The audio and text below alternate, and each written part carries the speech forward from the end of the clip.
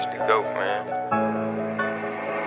HP, this shit I've been stacking the money, I know if I fall off, they ain't got nothing for me. I did what I wasn't expected to do. Niggas hate singing, they be shake ass to my music. Plug asked me, could I handle 100? I told him to send it and sit back and give me a week to run through it. I'll quit rap right now just to prove it. Ask the streets about say less, nigga. I love waking up every day, putting shit on by mistake. I hate seeing you niggas in the way buying dope just to say I did it. I spend the money, come back like a frisbee. I'll front you anything out of my interest. Before I do that, gotta check out credentials. Fuck a label, need 100%. I don't rap about shit unless I did it or do it. If the trap had a class, I'm an A+ student. I ain't have an addict for the bows, nigga, I flew. I'm the type nigga do what she ain't used to doing. Back in the day, I ain't had no pay, but I still had sweat, so I still had bitches. Niggas start dropping the hoes that I wouldn't stick my dick in. Stupid ass nigga, you tripping. Thinking they caught on, I'm on to something else. Low came money by Wednesday, ain't much left. I be getting money when I wake up, and by the end of the day, walking any trap in Memphis, I bet they know safe. We ain't having fun, but I call them a play. I done made $800 and I need 8, and this I've been stacking the money. I know if I fall off, they ain't got nothing for me. I did what I wasn't expected to do. Niggas hate singing, they be shake ass to my music. Plug asked me, could I handle 100? I told him to send it and sit back and give me a week to run through it. I'll quit rap right now just to prove it. Ask the streets about say less, nigga. I love.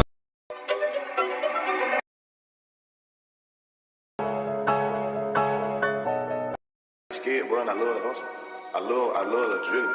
I love the feeling of putting the play together and like going all the way through with it and smiling at the end because it did more than what you even thought and expected shit to do. You know what I'm saying? Oh God.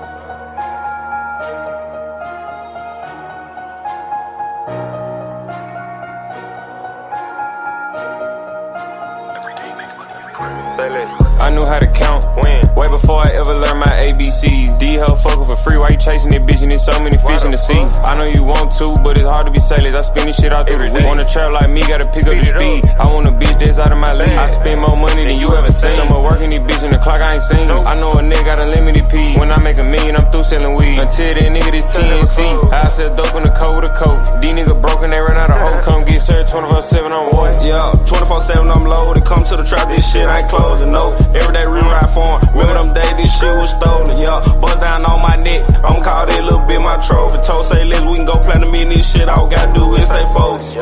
But I'm on the block with them Simmons. Mama, I'm sorry, they gang shit in me.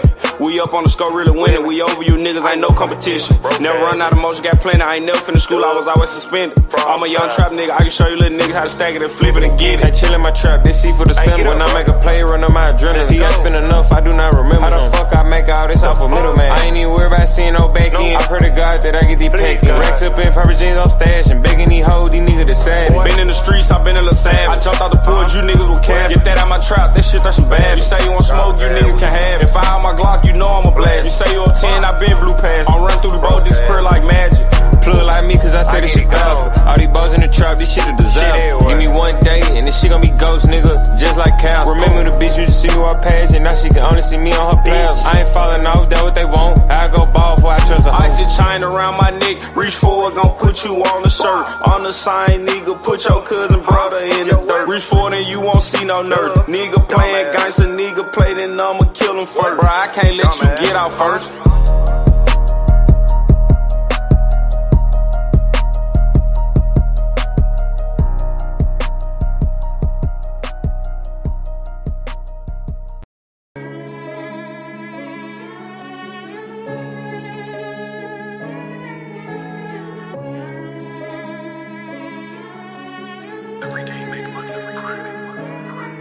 Say this. These niggas mad cause they bitches be shaking that ass to that double like shit, they don't like this. We in Atlanta, we pull up at Icebox and walk in that bitch, spend a light check. Fake ass diamonds you niggas be wearing, I know you don't wanna have an ice check. Come in my prison, I can't do a pipe check, nigga, where you get your stripes at. Step on these niggas like throw match, spoke on Kalisha and murder, he wrote that. No, I ain't working on 9 if I kept me at 32 up on the dope track. Come on, we live with that bullshit, now at 32, right where you put blunts at. Zero tolerance for opposition, we cremate niggas, now he a runs pack. Put this shit on, crawl hard, you on my toe, make a nigga do a drip check. I don't wanna fuck where your head at, give me top in the coupe, make me scream, Running up digits, fucking they bitches, Young nigga grown, money got right, Straight up out the trenches, not the project. Nigga know I'm putting on, got to a ring when I could've went 2 times. No nigga hate, see what these niggas on. Went along, I ain't got the patience to get them gone. Flawless diamonds, nigga. 21 under, we shining, nigga. No handouts grinding, nigga, that cap shit, we ain't buying it, nigga. Real life shit, nigga, we ain't just rhyming. Gang got 300 in diamonds. I'm that nigga, so they watch what I do. They treated me just like I'm Simon. Acrobatic, I do flips with the pecs. I get the load on consignment. I'm that nigga, made you boys wanna trap. Ain't no need to remind them. Killing that nose, no stepping, no coming like John. Whip with that line. Probably 8 watch, I can't read the time. Got diamonds to vocal of mine. Nigga know that I'm a hit in the bad big good kind of shit. I'm a money killer. Nigga know that we zip, nigga KATO. No, I'm a Brian Split. They say, why let's do more? Stop posting money. They say we go too far. Double our gang, got hunters, can't get far. Fuck about 10 and we came with our own boss. You in the industry, nigga, we actively in the street. Pooping on Oxy, I know that they sick of me. One on my dick, no, I can't show no sympathy. I'm whacking a friend before he try to mail me.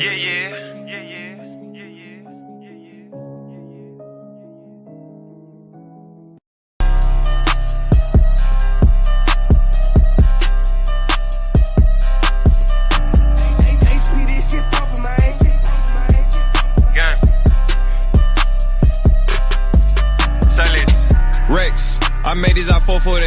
Vacuum the boats, make the dough suffocate. Trapped in the traffic like I can't escape. You so fucking broke like you run away from the paper. I got racks from now on for later. My money go up escalator. You switch on the gun, you a traitor. I see the case out there, erase him. Damn, poof, he gone.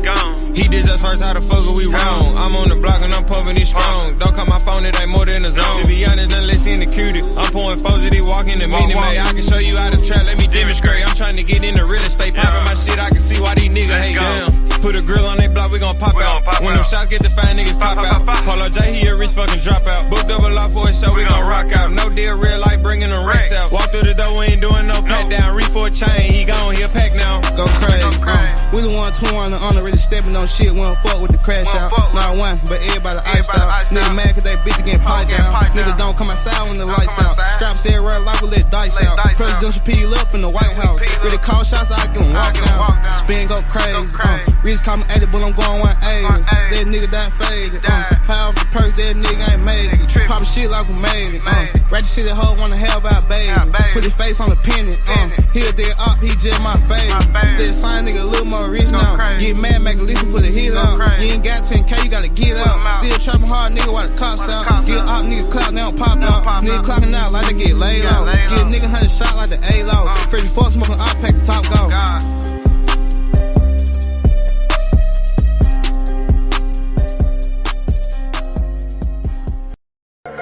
Ready to shoot.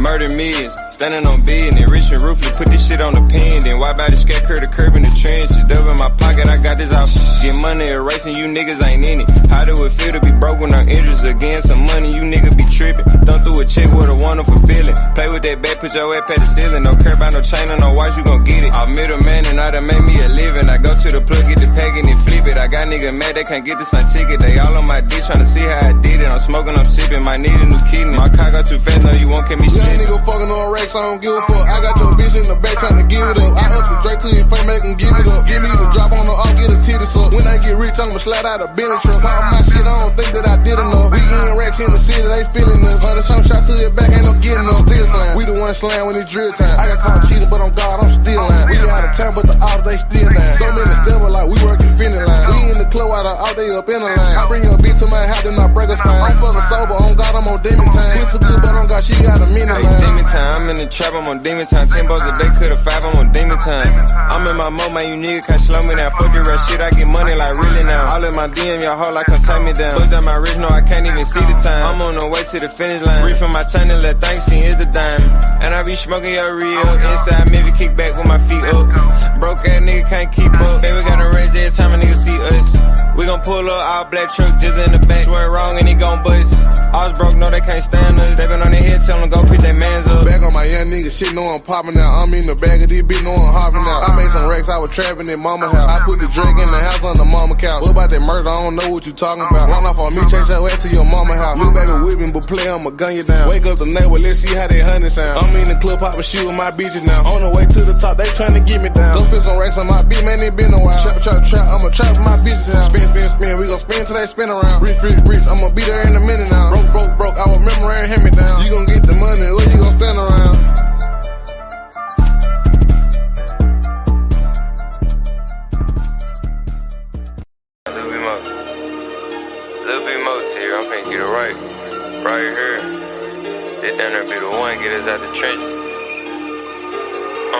HP, this shit poppin', man.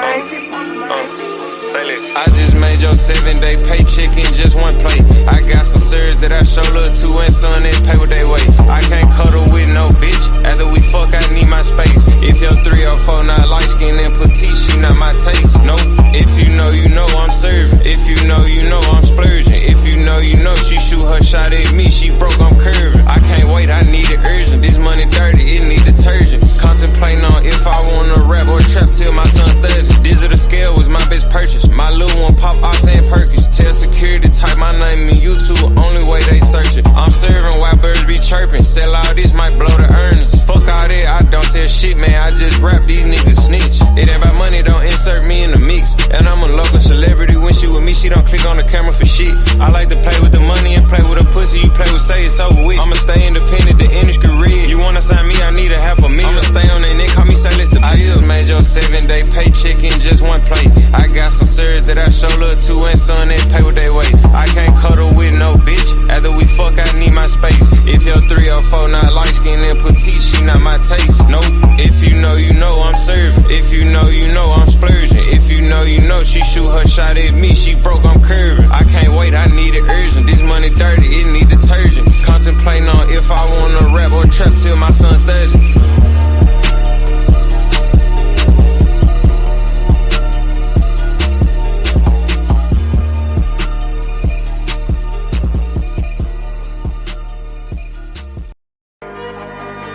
KJ let the beat knock.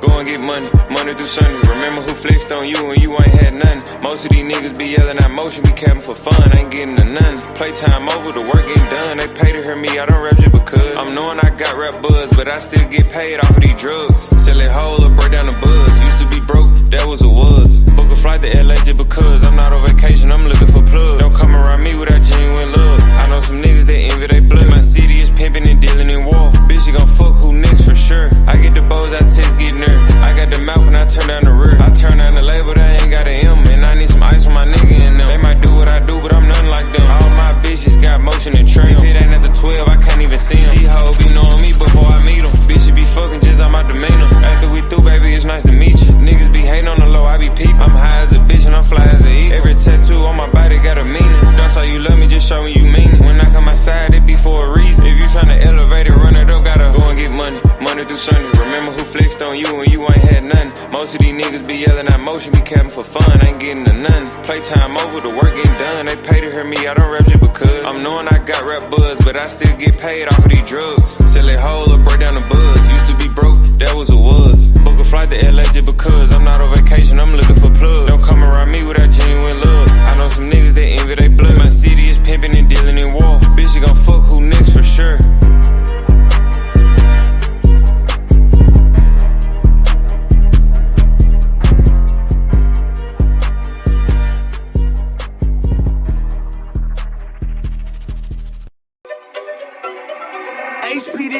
I ain't never had a problem getting money. God please forgive me, I set up on Sunday. Pop out of town and I don't got a budget. In my city, it's number killers and hustlers. Which one is you? Most of these bitches done touched every member out the crew. If she ain't then baby, I congratulate you. I had other shit going, used to walk out of school. I don't hang around niggas that got something to prove. I be with dealers and niggas that shoot.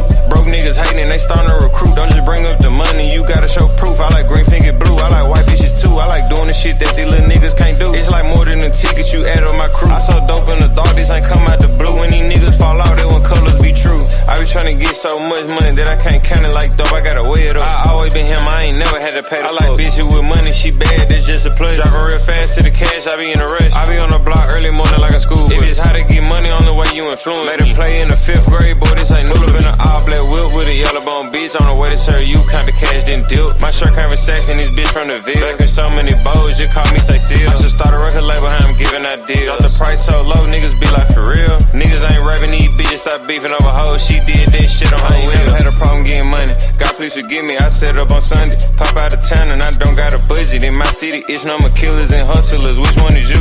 Most of these bitches done touched every member out the crew. If she ain't then baby, I congratulate you. I had other shit going, used to walk out of school. I don't hang around niggas that got something to prove. I be with dealers and niggas that shoot.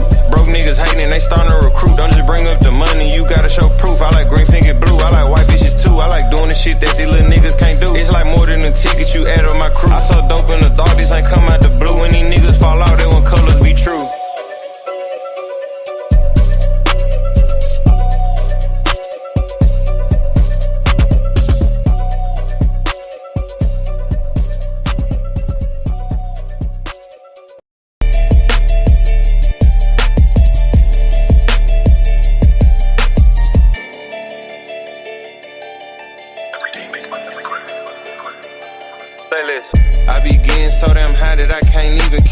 focus. Every second, minute, hour of the day, I think about motion. I'm the type nigga, close the door on the bitch if she too open. You can't come around my gang, you ain't got no fucking motion. Motion, motion, motion, motion. You ain't got no fucking motion. Motion, motion, motion, motion. You ain't got no fucking motion. Motion, motion, motion, motion. You ain't got no fucking motion. Motion, motion, motion, motion. You ain't got no fucking motion. You can't come around. Boy, your bitch in my DM right now trying to go pound town. I'm gonna take that hoe to the blue store, you took her out of town. I'm on Willet right now, buku merchant killers, answer around. When we roll up, it be out the pound. We going up, but let you play, it's going down. Ever since day one, we threw this shit up, we ain't fuck around. Only thing changed, we took our recent teeth and busted down. Niggas, bitches, bust them down. It's 2023, niggas still broke as hell. How? Off that Casa shit, he see me B&B like every weekend. Don't pull up, let's you with 3 friends, no food, her dick, what you eatin'? She walk out, look like a penguin. Think we locked in, bitch, I'm cheating. You my type of bitch, you can't take me shopping at Neiman's.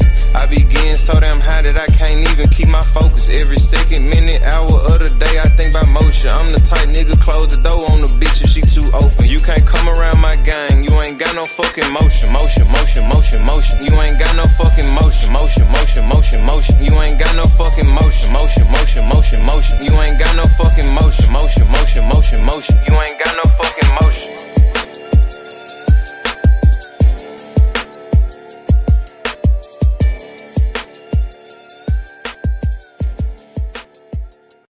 Stop a nigga like me, nigga. Nah. You never be fly as me, nigga. Nah. I used to bust down a P, nigga. Yeah. Just to run up me some cheese, nigga. Listen to me when I speak, nigga. Hey. I say you hope I'm a priest, nigga. Yeah, I'm a priest to the streets, nigga.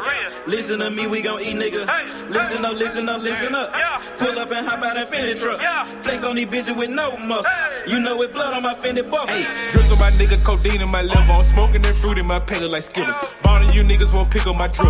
Bust down the bell like school dismissal. Just caught a bum, no missile. Nigga try to me, I'm Hitler. You know I ain't lying, no symbol. Money over bitches that simple. Bowls in the kitchen, no dishes. All about bread like Jiffy. Clumsy with the weed, I'm tripping. Shawty got it for the low, let's get it.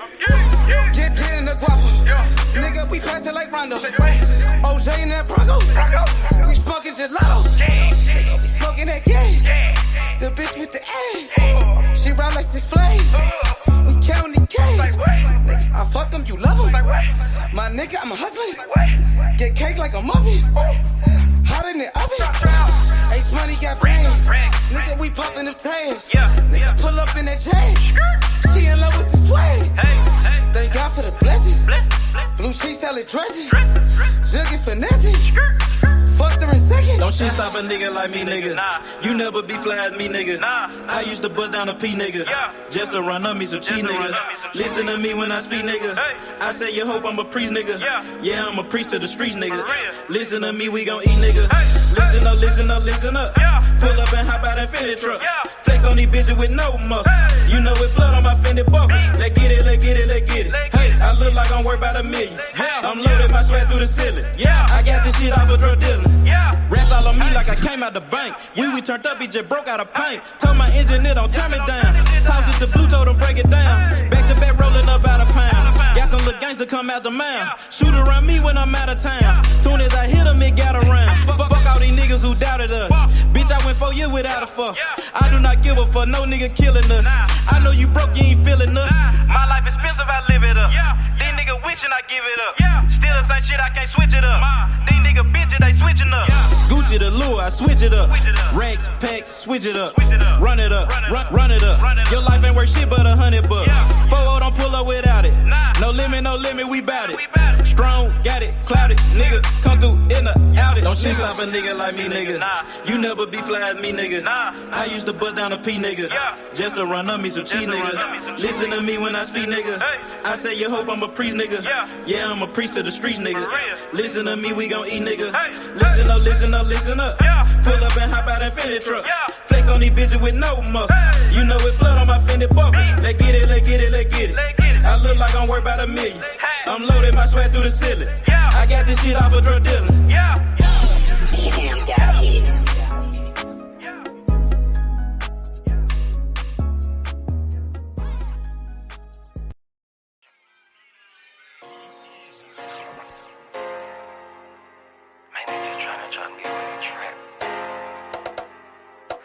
Trippin', be trippin', see all of my niggas be trippin'.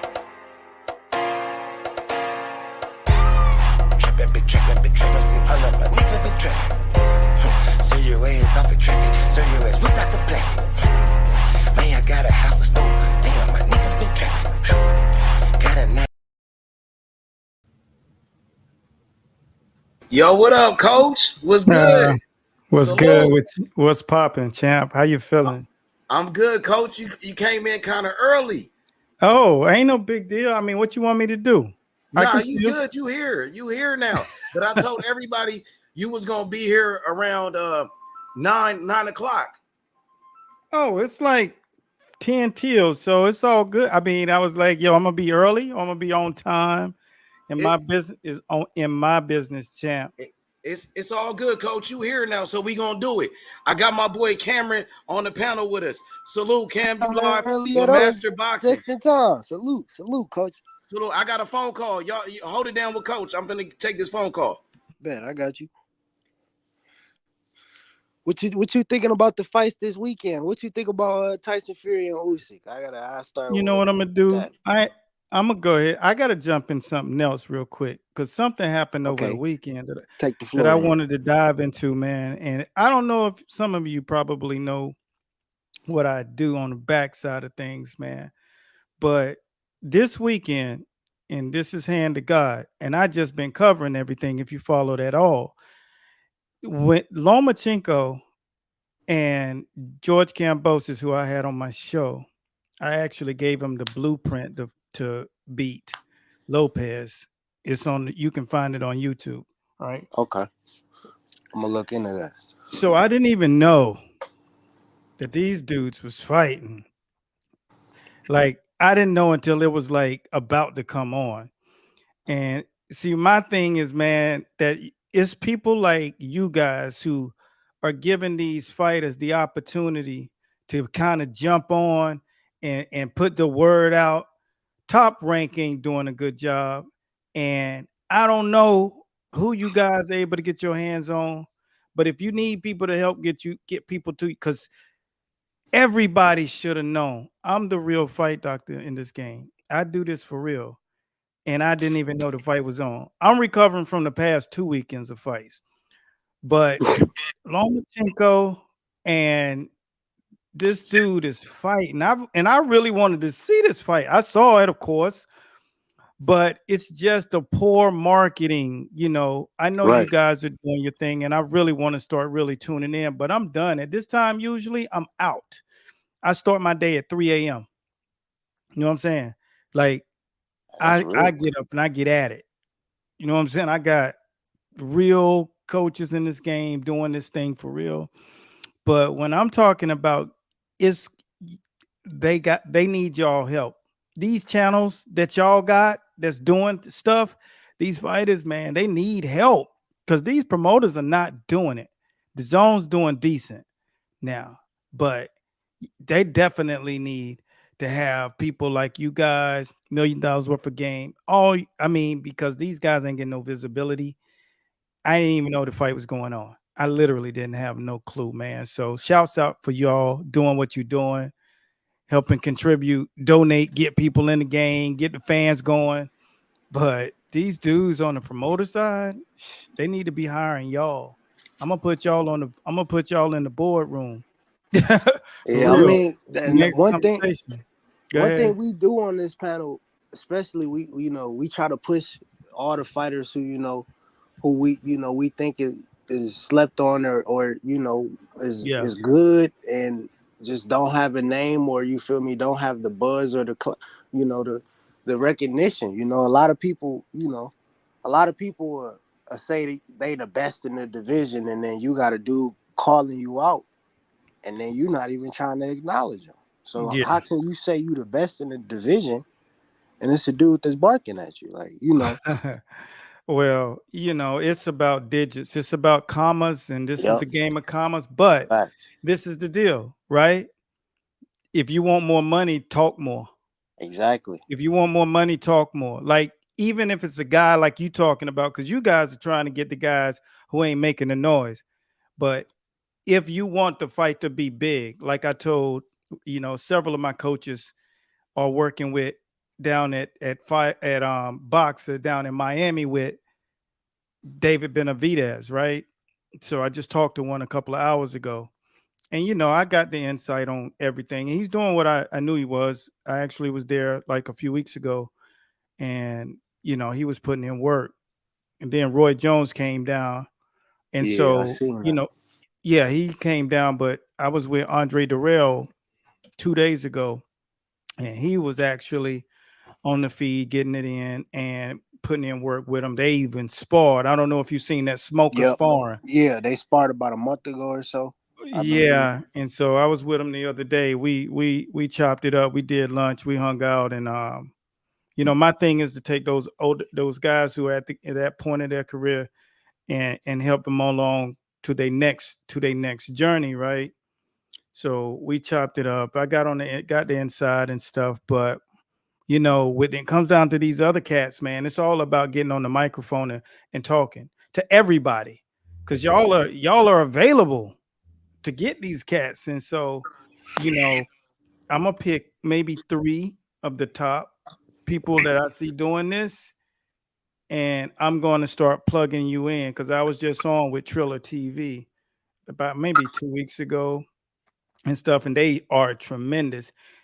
MVP, which is who Jake Paul's promotional company, his people are. Like people like that. So I'm gonna give you guys some kind of formal introductions where they can come and get that YouTube love. They can get that because they need that smoke out here. Because the thing about it is, you'll see the fights that you want to see if these dudes is out here pushing their brand. They out here talking that smoke. Right. And it ain't no reason for Canelo to not want to fight Benavidez unless he ain't bringing the numbers he want. So the thing about conversating out here is it makes it obvious that the fans want to see it. When the fans are saying it, then they know that the buys are gonna come. The interest is there. See, that's all it's about. It's about interest and numbers. When the numbers meet the interest, the fight happens. Canelo asking for $150 million. You know why? Because he can get it. If people really wanted it, they'll give it to him. And he put his number out there early. So when they get the word about that, which they have in Saudi, that those boys can say, all right, this is what we want to do. This is our counter. We want to give Canelo, we want to give him Bud Crawford. That's what we want to see. So that's what they did. And you guys out here doing what you're doing, you got the power. You got so much power, so much more power than you realize. Yeah.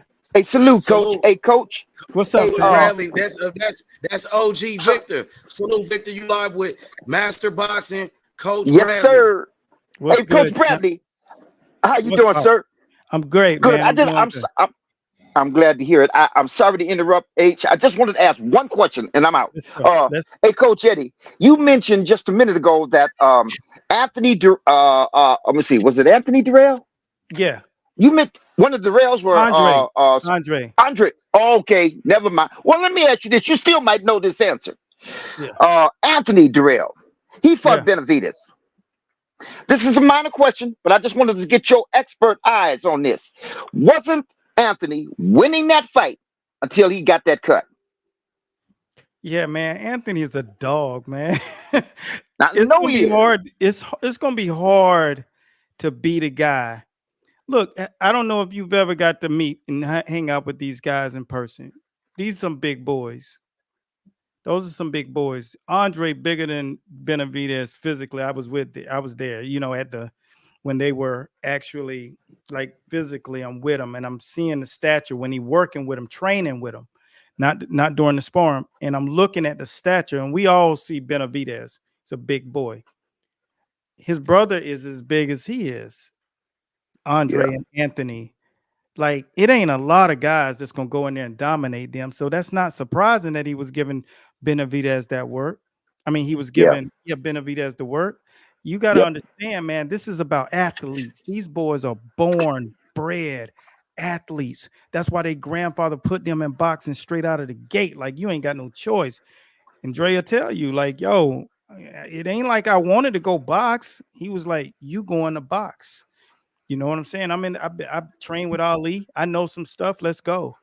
and they ain't never looked back since then. So man, yeah, Benavidez can fight, and Benavidez got gears. You understand that? So when you got gears, champ, as the fight go on, you can turn it up levels. You saw what he did to Caleb Plant, right? He was losing the whole first half of the fight, and all of a sudden it was like you make one mistake, and the mistake that Caleb Plant made was he wasn't sitting down on his punches 4th, 5th, and 6th round. So when you're not stopping a guy from coming into your lane, you got to do all that respect shot. That shot that make him that shot to make him think twice. Like, oh yeah, I better not go in there. And he never did that. He kept flurrying, touching. He was supposed to do that, but there are levels to the boxing. Once you go inside of the ring, what's good? I see my man, the Blaze. Is that the block? The block kid. What's good? All you guys out there, man. Special shouts out to you for supporting this channel. If you haven't started, make sure you subscribe because they are about to start getting some really killers up here. For sure. Yeah, we're gonna open the door. No, seriously, when I'm talking to everybody, and I talk to everybody who in the boxing industry, that you guys are going to be who I use and come out of my mouth with, because how you guys came at me, I knew that you was hungry and I knew that you doing good work. And then my people did everything, all the research and stuff. And I was like, yeah. And then when my live was going today, it wasn't live. I saw you pop in. So, this is what the game need. But these fighters, they're stages to boxing. I want you all to take notes on this. All right. When you got these absolute monstrous matchups that it's really hard to figure out, you got to think of 3 components, right? What does this guy have on the outside? And his pedigree, that matters. So when you're looking at someone, let's talk about the Durrells, and then you're talking about the guys like the Benavidez's of the world. These cats are pure athletes. You got to remember this about Benavidez. Benavidez was walking around at 300 pounds at one point.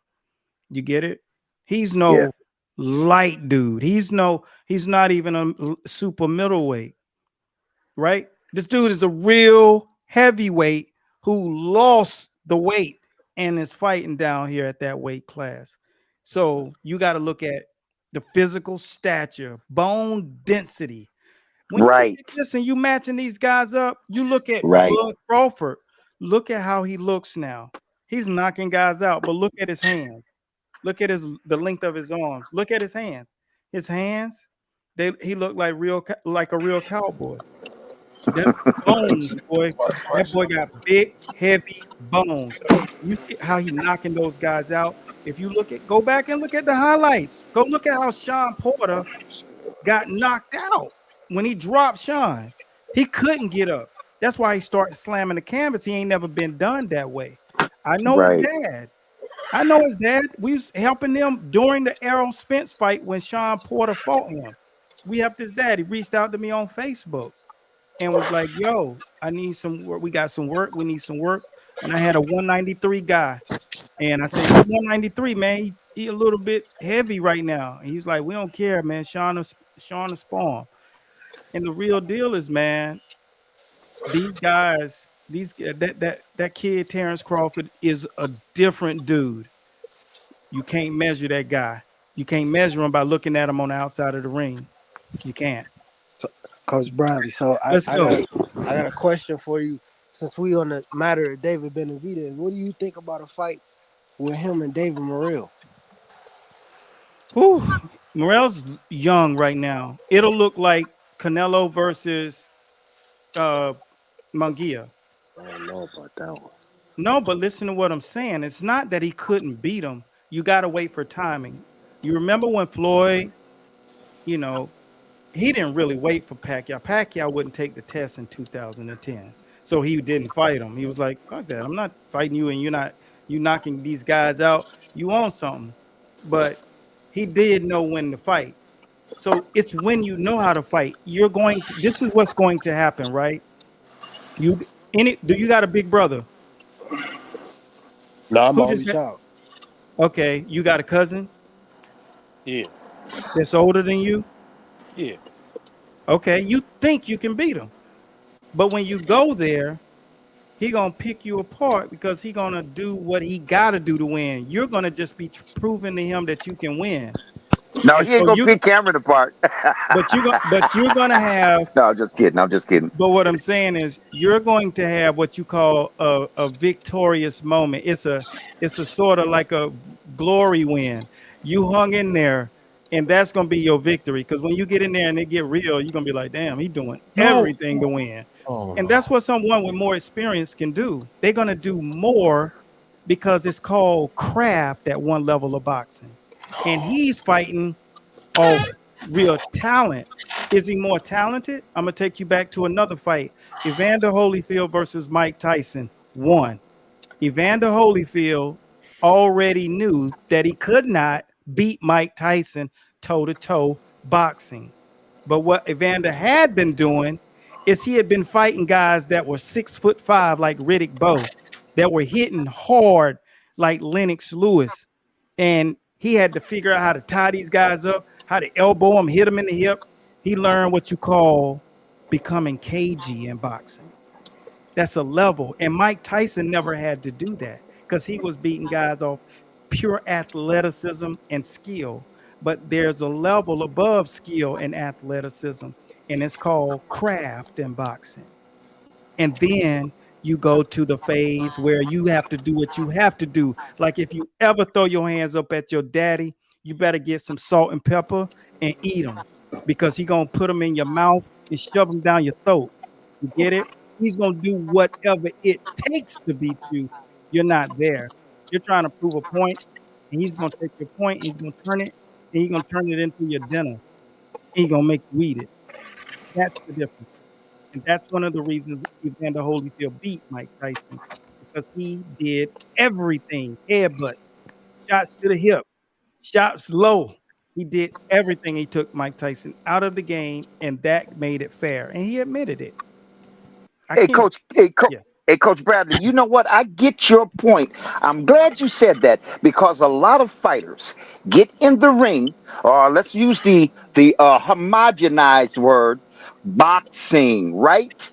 Correct. And a lot of fighters get in the ring with that as their plan. They want to outbox somebody. But when you get a real killer in there, or the word you use, I forgot that word, but the word you use, the one who uses the craft. And it's got the experience, he's going to do a whole lot more than just outbox you. Thank you. I get that. 100%, brother. Yeah, and it's level. So you don't know that that's going to happen. Let's take it back to Benavidez. Benavidez. See, I saw him work. I seen him train. And I can't say certain things because things are supposed to be, in the gym. They're left in the gym unless somebody wants to leak it to put energy behind the fight coming up. That's where you start hearing stuff. You start seeing Devin Haney tapes leaked, Ryan Garcia stuff from behind the scenes. That's because that's design. But when you look at someone like Benavidez, who's winning off sheer athleticism, talent, and just aggression, volume, we call that attributes in boxing. So if you go back to Kelly Pavlik versus Bernard Hopkins, 2008, Kelly Pavlik was destroying everybody. He demolished Jermaine Taylor twice. He was knocking cats out that was world champions. He was just dominating. And by then he got to a point where he got arrogant. And then Bernard Hopkins and Nassim Richardson, who's from where my family's from, Philly, West Side. And when they got in the ring, when he got in the ring with Bernard, Nassim Richardson, and Bernard was like, boy, that boy can fight. Nice hook, nice jab, hard right hand, good combinations. And you know what he said? Let's see what happens when the angles change. Yeah. And people are not available for those combinations. And look, if anybody, you go pull up, you want to see a highlight reel fight, Bernard Hopkins, Kelly Pavlik, 2008. Go just look at the highlights. That's what'll happen to you if you only bringing skills in the ring and a dude bringing craft. There you go. Bernard Hopkins is the perfect example. Yeah. Hey, Coach Bradley, how you doing? Hey, I gotta. Hey, what's up, brother? What's Okay. popping? Hey, Coach Bradley. I just wanted to say thank you, man, for showing up, supporting H Money. That's my guy right there, man. And you cooking Philly in the building, West Philly right here. You already That's know. what it Yes, is. sir. That's Yes, what I it sir. wanted to is. ask you this, because I know you're a coach, man, and this is just something I want to know from somebody with a lot of experience in seeing fighters. Yeah. What is the number one thing a fighter needs to be great? Out of all the fighters that you've seen be great, what's the one thing they have in common? The highest level of boxing. You know what the highest level of boxing is?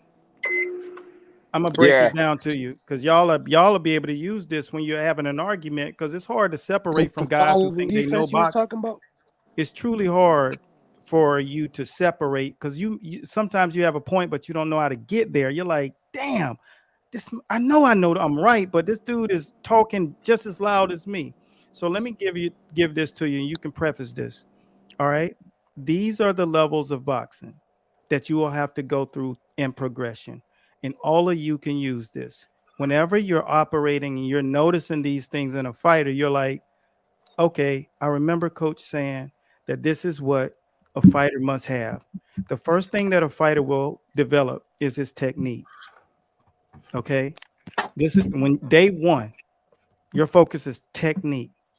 And once you master a technique, whether it's a jab, whether it's a box step, whether it's a pivot, everything that you do, you have to actually develop this technique.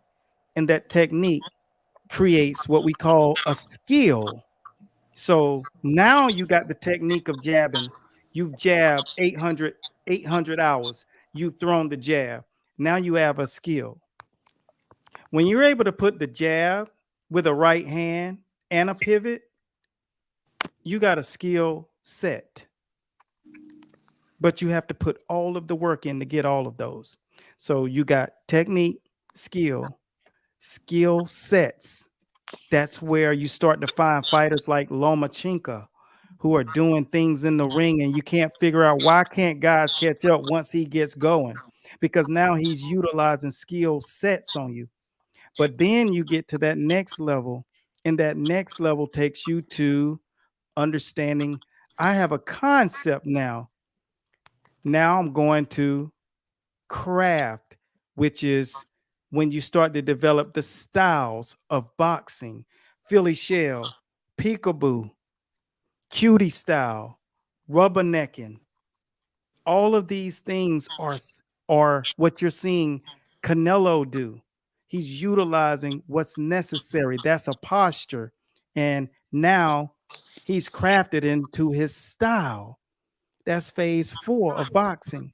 And that's where you get nasty with it. You guys haven't seen this yet inside of Canelo, but this is where you go to that next level. And you are now at the stage of KG, the White Muhammad Cowie, the Camden Buzzsaw. If you from Philly, then you know about Jersey. Okay. Absolutely. Camden Buzzsaw went from light heavyweight to fighting George Foreman, like at heavyweight, like just the skill set, the craft, the caginess. He can turn any moment around. And let me explain what cagey is. Cagey is when you can take all of that shit, right? Everything that somebody like Benavidez would do to you, anything that somebody like Tyson could do to you, anything that Manny Pacquiao can do to you, and you do things outside of the skill. You move them and maul them with your shoulder. You bring that head right up under his chin. You freeze him just by locating your head directly up under his neck and rake him to the hips. You're learning how to take everything that he do well away from him unconventionally. So now you're at the level of unconventional boxing. And when you have all that with the final frontier and the highest level of boxing is humility. When you can do all of that without emotion. That's why emotional fighters don't make it to the top for long. If Adrian Broner, a lot of you probably were Adrian Broner fans when he was really doing what he was doing because he was representing your generation. But then he was all EQ. and I always say it. EQ is the number one reason you will lose in boxing. You're guaranteed to slip on a banana peel. You feel what I'm saying? So where do you think Inoue is on that list, on that chart? Who? Naona Inoue. Oh, he got dropped, and it basically he's not on the list, and y'all will see soon. He got all the attributes, no craft and no KG-ness because he's depending on it. Because Right. it's the levels of people that you fight. Now, will people like him a lot? I'm not here to make somebody sad. All I do is tell the truth and non-bias. Anytime you do not start to implement craft, you just continue to beat guys with quickness and speed, angles and stuff like that. That's good, but there are people that can take that away from you. And y'all will see it. It might be a year, Yeah. it might be 2 years, but he just got dropped cleanly by a Yep. counter Yep. level. It was just so easy. And the way he fell is telling you that his dexterity, the density in his body, isn't what it Bingo. is on the recipient side. He can dish it, but he can't Right. receive it Can't back. take it. He can't take it. There you go, coach. Okay, my man saying if Boost lose a fight, and that's a big if. It will be an American, not no damn Russian or anything on European fighters. You talking about Boots Ennis? Boots Ennis is nice. There's super. It's really, man, what it's hard for people to process sometimes what the reality is. But if you go watch Inoue fight, you're never going to see him grab and turn a guy and use his lower body to control this guy's dexterity. You're never going to see what he really can do. If somebody like myself spoke to that guy, he'd be like, I know exactly what you're talking about. But see, nobody's saying that to him. So he's going to keep doing what's working for now. But if he was to get into the ring with somebody like Bud Crawford, and that's not that he will because they are weight classes apart. But if he were to get into the ring with Bud Crawford, he'd realize like say within 3, it'd theoretically be Tank. over because you can't fight talent with talent. Say If the theoretically Tank water, Davis. if you can swim in a pool and then somebody snaps their finger and you're in the ocean, you got to do something different. You can't swim to the side. The ocean is thousands of miles. You know what I'm saying? The earth is 25,000 miles around. The water is 80% of the earth. Okay. So you can't swim from one corner to the next. So if you get in the pool, you can operate differently. But when you get into the ocean, you got to swim different. And until somebody makes these guys swim different, they're going to all drown one by one until they understand you got to learn craft in boxing. Yes, And then you sir. can't, yeah, because everybody gonna face somebody that's stronger, faster, longer. Shit, that's gonna happen. Yep. Facts. Hey, You get it, Coach Bradley. I got a couple questions for you. And yeah, and I used to watch your Masters of Boxing. That's your page, right? Master yeah, Boxing. yeah, Used to watch it back in the day. I haven't recently, but I've always liked your take, your inputs and your takes, and just giving people a certain quality of like with fighters of how to diet and whatnot, and a lot of the things that you brought to the yeah. table. So I had a quick question, like, or at least a couple. So who do you like with all the fights that are coming out right now, right? Yeah. Which is the most prime fight after of course the undisputed heavyweight championship fight with Usyk and Fury? Mm-hmm. After that, what fight do you want to see? This is going to be one of my first questions. What fight do you want to see happen in that top level fight? Well, I really want people to know who's really the best lightweight, right? And right now, I'm gonna tell you who I don't want to see fight. I don't want to see Tyson Fury fight, and I'm gonna tell you why. It's because see, I grew up. I don't know, and I mean this. I started like street fighting in the streets when I was 3.5, 4 years old. My cousin told me I didn't even remember back. He was like, "You jump off the porch, you just fight," and I just like the exercise of fighting. Just to let you know, I wasn't like fighting with malice. I just like the exercise of fighting. Wrestled, did all sports, all of the stuff. The thing about it is, I grew up with cats that could drop you with one shot. Several of these guys, a lot of them grew up to be some of the most dangerous men today. Like still, like they just are violent. They can hit you barely and knock you out. When you fight a guy like Deontay Wilder, he's one of those kind of guys. See, they're the density in their bones is not like a regular person. And when they hit you, you're hit. When they got in the ring, Tyson Fury had been knocked down like once, and that was by Cunningham. All right, Steve Cunningham, Knocked him USSR down special clean. shots.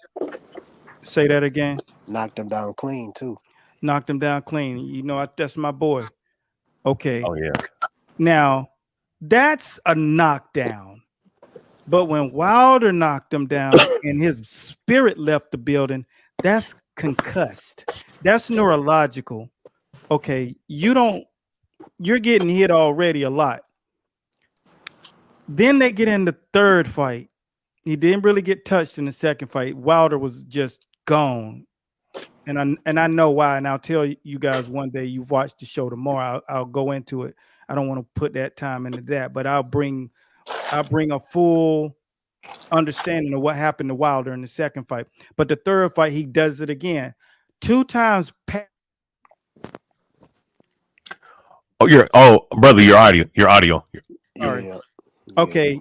In the second fight, he didn't really get touched. The third fight, his soul left the building again.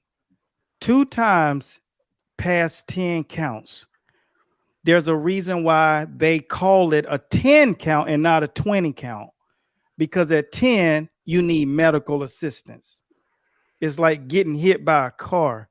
And you don't see a lot of guys get counted out to 10 because there's a lot of guys that don't get hit that hard. They get clipped. It's a little circulation clip. All you need is 3 pounds of pressure to hit somebody on the chin, cut the circulation off to the back of the neck. No circulation to the brain stem. You go down, your legs are gone. It's like, man, that's what happened to Porter when he fought Bud. He went down, he couldn't, no circulation to the leg, but he hit him to the top of the head. That's a different thing. Okay, Tyson Fury's experienced 4 of these kind of knockdowns. When he get in the ring with Ngannou nipped him with a left hook and he was gone. I have been saying that you cannot allow this guy to continue to fight. Start fighting these guys who are outside of the sport. That's why he fought Francis Ngannou, y'all. He know what he's doing. He admitted it on a conversation. He said, them knockdowns, they did something to me. They did something to me. So I don't want to see him fight again because this dude this weekend is really tough, and we'll get into that in a second. But who I do want to see fight, you got Shakur Stevens, who's a dynamo in boxing, and you got Devin Haney, who just got dethroned in a major kind of way. He got really exposed, and it's hard to come back from that ever. Like backseat of your pants knocked down. You haven't seen that happen with a guy and come back and still be the guy. You get it? Like you never seen Sugar Ray Leonard. You see him get clipped, he got dropped, he got up. Ali got clipped, got dropped, got up. To go down and stumble, nearly roll outside of the ring multiple times, really like 5 times. You ain't seen that and come back and be on top. So who does that leave you? That leaves you the dynamo. Tank Davis. So it's look, Listen to him talk on Cigar Talk interview from the other day. Just listen. It's the same way you hear a dude talking when you're on the block and you know you can beat you know you can beat a dude ass. You know you can beat him. You're like, dude, why? I gave it to him with 16 ounces. What you think gonna happen when he got on 8-ounce gloves? And Tank is training like and he's insane right now down here in South Florida. He's crazy right now. Y'all think y'all seen Tank? I'm telling you, what this dude is going to bring this fight coming up with Frank, and I'm just telling you, you're looking at someone that's like Frankie. I call him Frankie. You know, he's a good guy, man. He's a good fighter. Could actually make some noise if you stay in the proper lane and continue to build your name brand.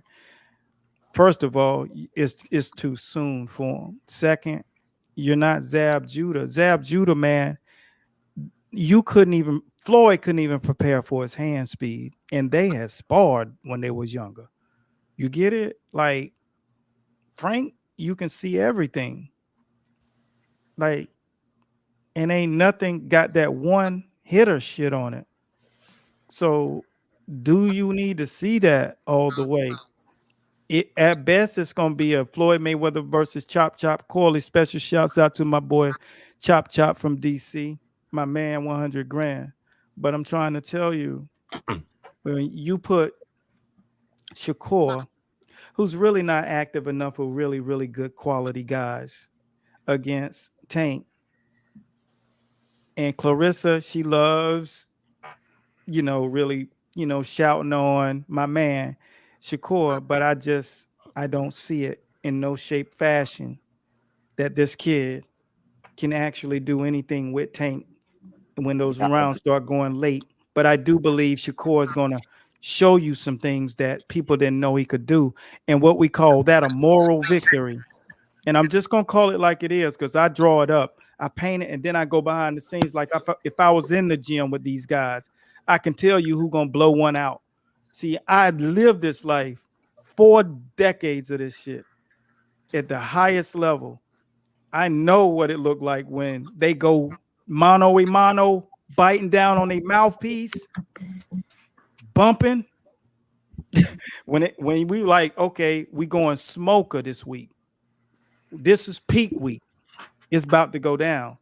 Referee, it's going down. Like you already can envision what it would be like when they really get in the ring. That's the advantage I have. That's why ESPN hired me. Like we want you to handicap these fights because you know the game. But when you put who's my fight that I want to see, when I look at Bud Crawford, I do think right now it'd be great that he fought someone like Charlo Jermel because activity-wise, it's a great matchup as far as for fans, right? I don't care to see it. I think that's the only guy that Bud could fight right now that he'd be fighting up because he's going up a weight class. But when it comes down to rematch and Errol Spence, no need. Errol needs to really take a hiatus away because that kind of beating you don't just come back from. You know what I'm saying? You come back a shell of yourself. So I've seen it for 4 decades. I ain't just talking about it. So, but when it comes down to matchups, I would like to see Shakur step across the ring from Tank, and Tank get the opportunity to fight Lomachenko. Coach, so you have Tank in that fight. In which one? Tank versus Shakur. Yeah, but I think Shakur going to show him some things that he didn't believe that he had because fighting ain't about power. And Shakur won't have the power advantage, but that means his radar gonna be on 10,000, and that's a dangerous fighter. So it's gonna always be a chess match, and he doesn't knock him out. It's just like, wow, man, he gave him some good rounds. I think he wins 3 rounds, and those 3 rounds, it really looked different than what you've seen Tank look. These are the highest levels of boxing, guys. Like Shakur needs, I'm gonna tell you, he needs 3 years though, because he needs to learn how to settle down on his punch, sit down, Bingo. bend them knees, and sit down in the stance and get that pro power. So when he do, you remember, like I said, that Caleb Plant didn't get that punch on Benavidez to make him say, "Oh, I gonna need to think about walking in there." That's what Shakur needs to develop. And then my boy from VA, the DMV, you know, when I talk about him, you know, you're talking about Davis, Keyshawn. See, Keyshawn is an animal, and don't nobody want it with that dude for real. You got guys trying to bark up, but they don't want it. Like Andy Cruz said he want that smoke with him. Well, beat Cruz want Keyshawn to fight Davis. everybody. Yeah. He's just like the guy who can't get a fight because he want to fight everybody. But I would like to see Ryan Garcia go up and fight some of these guys. I think it'd be a big box office kind of attraction if he fought Crawford. Only because more of a sideshow entertainment.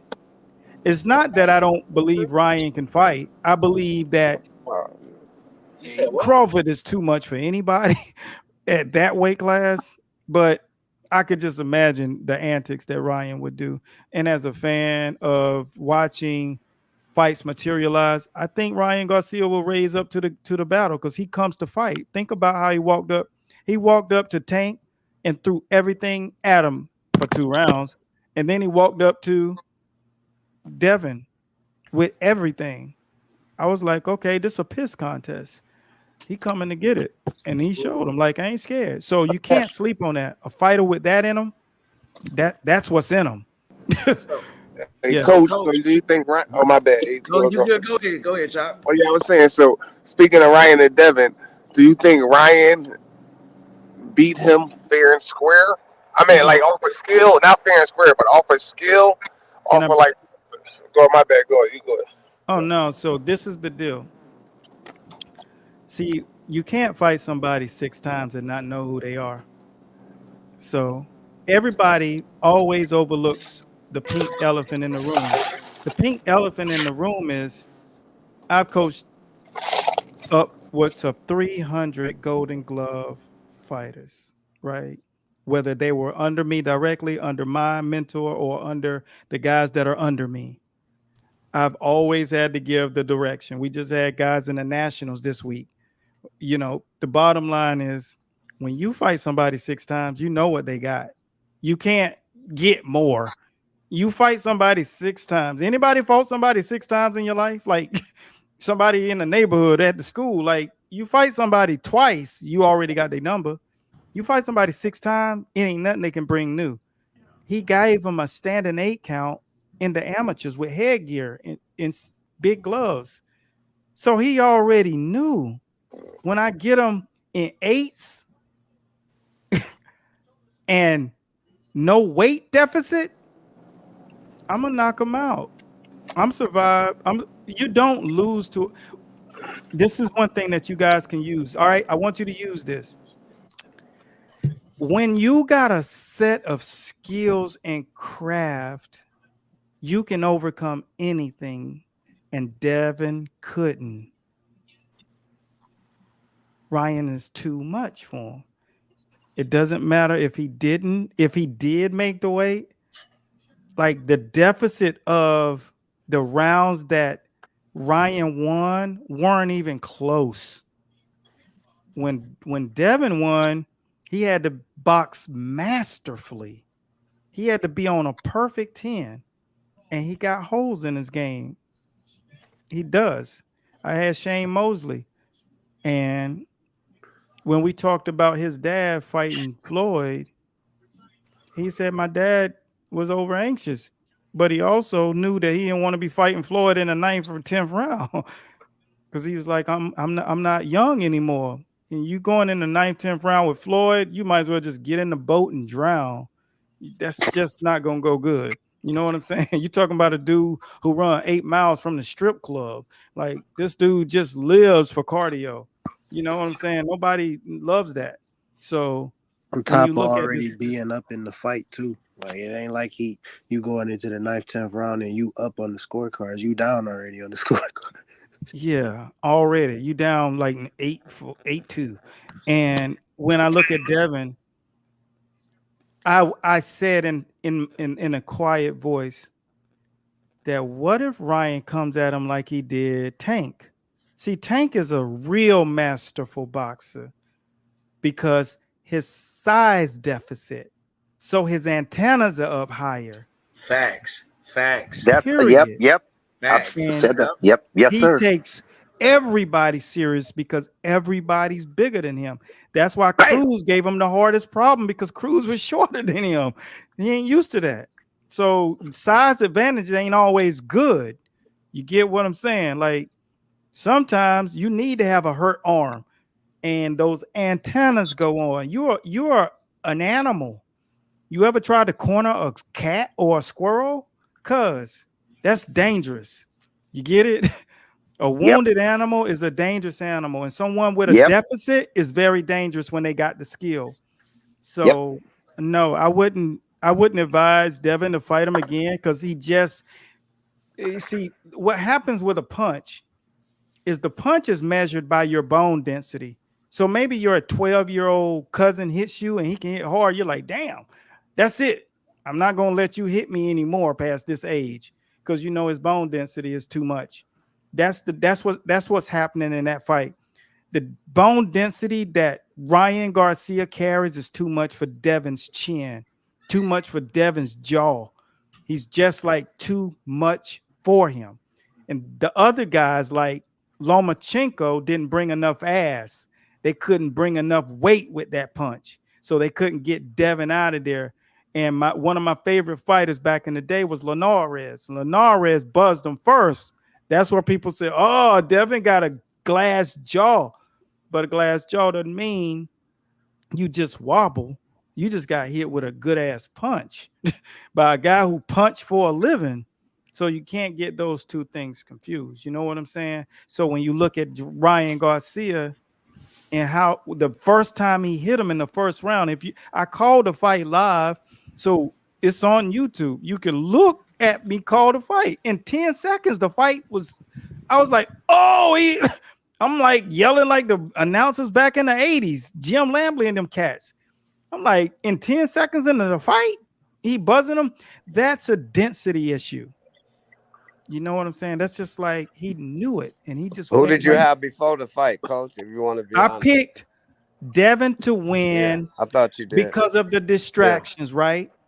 And but soon as the fight started, there's the prequel, there's the inevitable. Because if I would have seen the amateur footage, I would have said the density really is going to play a part. But I didn't have the access to that footage.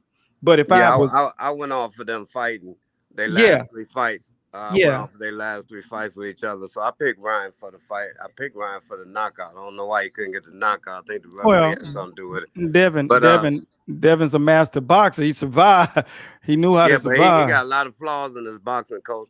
But let's get back to my fighter, though. I want to rebuttal with my fighter. My fighter is Shakur Stevenson. Yeah. And I don't know. I think you kind of looking past him when you mentioned Tank Davis. I don't think Tank Davis fought a fighter on the level of Shakur Stevenson out of all the fights he had. No, ain't nobody else out there on Shakur Stevenson level. That's right. So until that fight take place, hold up. We can just share opinions. No. So don't get that twisted. I just said that Shakur Stevens will show people things that Tank is not seeing at this level. Remember, listen to what I'm saying all the way. Shakur Stevens has to remember this, and these coaches will all pop on to this thing. All these guys follow us. You get it? Experiences matter at this level. There's a level where it's all everybody's chasing it. And then there's a level when the fight's so even that all of the control that a guy has a lot to do with it. When Floyd was in control over the Robert Garcia situation, total control over Canelo, total control over Conor McGregor, total control over Pacquiao in so many lights. That plays a role. This is a part of the fight. That's round one.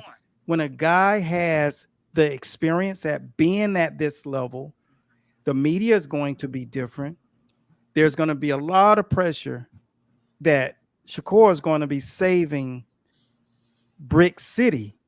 He's putting them on a map on a different way.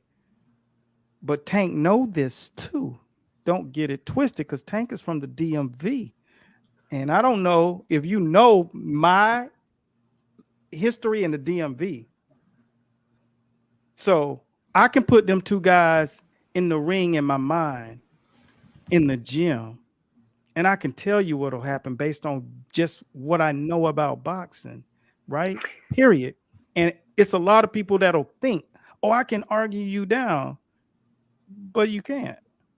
Because when it's, listen, let me finish this. Yes, sir. When you throw a jab and somebody counter it, it's different when you throw a jab and somebody don't know how to counter it.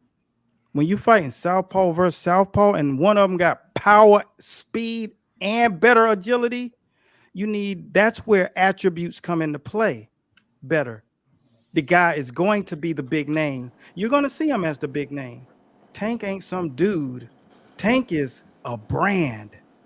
Shakur can go 1,000. He can go to 1,000 cities. He can go to 1,000 cities in this country and nobody know who he is.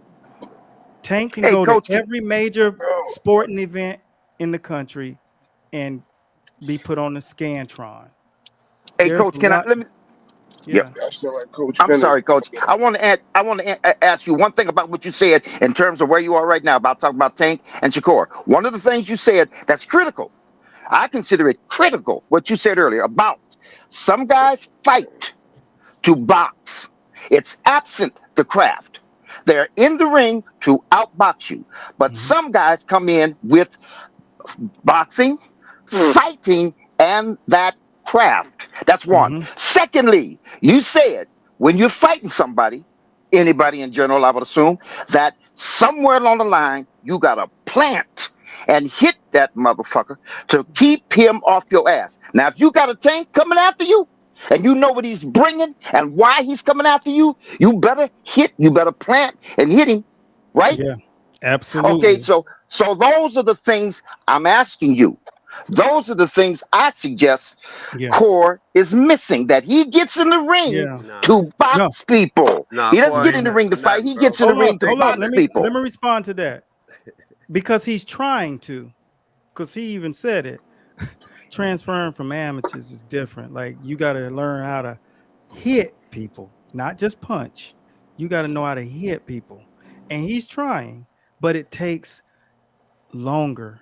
Because if your bones just ain't heavy, you're at a disadvantage. And Tank already got that, right? I'm not saying Tank gonna go in there and knock Shakur out, because he's not. It's not going to be a knockout. It's not going to be a knockdown. Okay? He's going to get his chance to hurt Tank. He's going to win 3 rounds, 4 rounds. Now, can he figure some things out? Listen, because this is not a disrespectful thing. It's going to look great. Bro, you picked Devin Haney. Emotional, Coach. Wait up. Devin Haney? Hold up. But listen to this. Listen to what I'm saying. Hold up. I'm just talking about what data is available. What the data is available. I've seen him in the ring. I've seen him in the ring, right? And it took a lot for Shakur to handle what Tank was throwing at him in the ring. You spar with 16-ounce gloves. Tank respect Shakur Stevens. Don't let Tank, what he's saying on social media, make you think he don't respect Shakur Stevens. It's Sugar Ray Leonard, Marvelous Marvin Hagler, Roberto Duran, and you got Thomas the Hitman Hearns. That's how it's shaking out right now. But who is who? So tell me who Shakur Stevens is. Sugar Ray Leonard. Is he Sweet Pea? Put Sweet Pea in there. You think so? Sugar Ray Leonard knocked people out. He like Wilfred Benitez. Thank you. And what happened when Wilfred Benitez went up against Sugar Ray Leonard? He lost. He lost. He got stopped. Even though they was fighting 15 rounds back then. That's why I say there ain't gonna be no He ain't no knockdowns. Sugar Ray Leonard though. He ain't No. Tank. Like a Pernell Whitaker mixed with Hector Camacho. Yeah, he more along that Pernell. No, Terry Norris. Y'all look up Terry Norris. But Terry Norris was stopping guys. I know about Terry Norris. Yeah, he had power. Fight. Yeah, but Shakur, don't get it twisted. All these guys that are lesser guys, he's gonna start stopping some guys that are not on the level. But you're gonna see a lot of snoozers. Because it's guys that when you start fighting everybody and everybody got titles, that means they all got one thing in common. They belong up there. So Shakur is injury prone. He fought his last fight injured. That's something else, guys. That means his body breaks down. He's super young. When you fighting and you in your early 20s and you getting hurt, you fighting with one hand. He got hurt in mid-20s. Shakur, 27. Yeah, but what I'm saying is those injuries have always been there. He's always been injured. Tank got injured in the Pitbull fight. So where it's come from? Yeah, but Tank is knocking dudes out. He's knocking but he everybody. Still had an injury though. He had an injury. Yeah. Getting injured and being injury prone is two different things. Yes, Shakur not injury prone. That's the first time we had him with an injury. So. Yeah, but you know, everybody's prone to Tank's injury. Application. How about that? Look, and I'm not. What I'm saying is, y'all niggas is emotional, bro. Like, but do you? Yeah.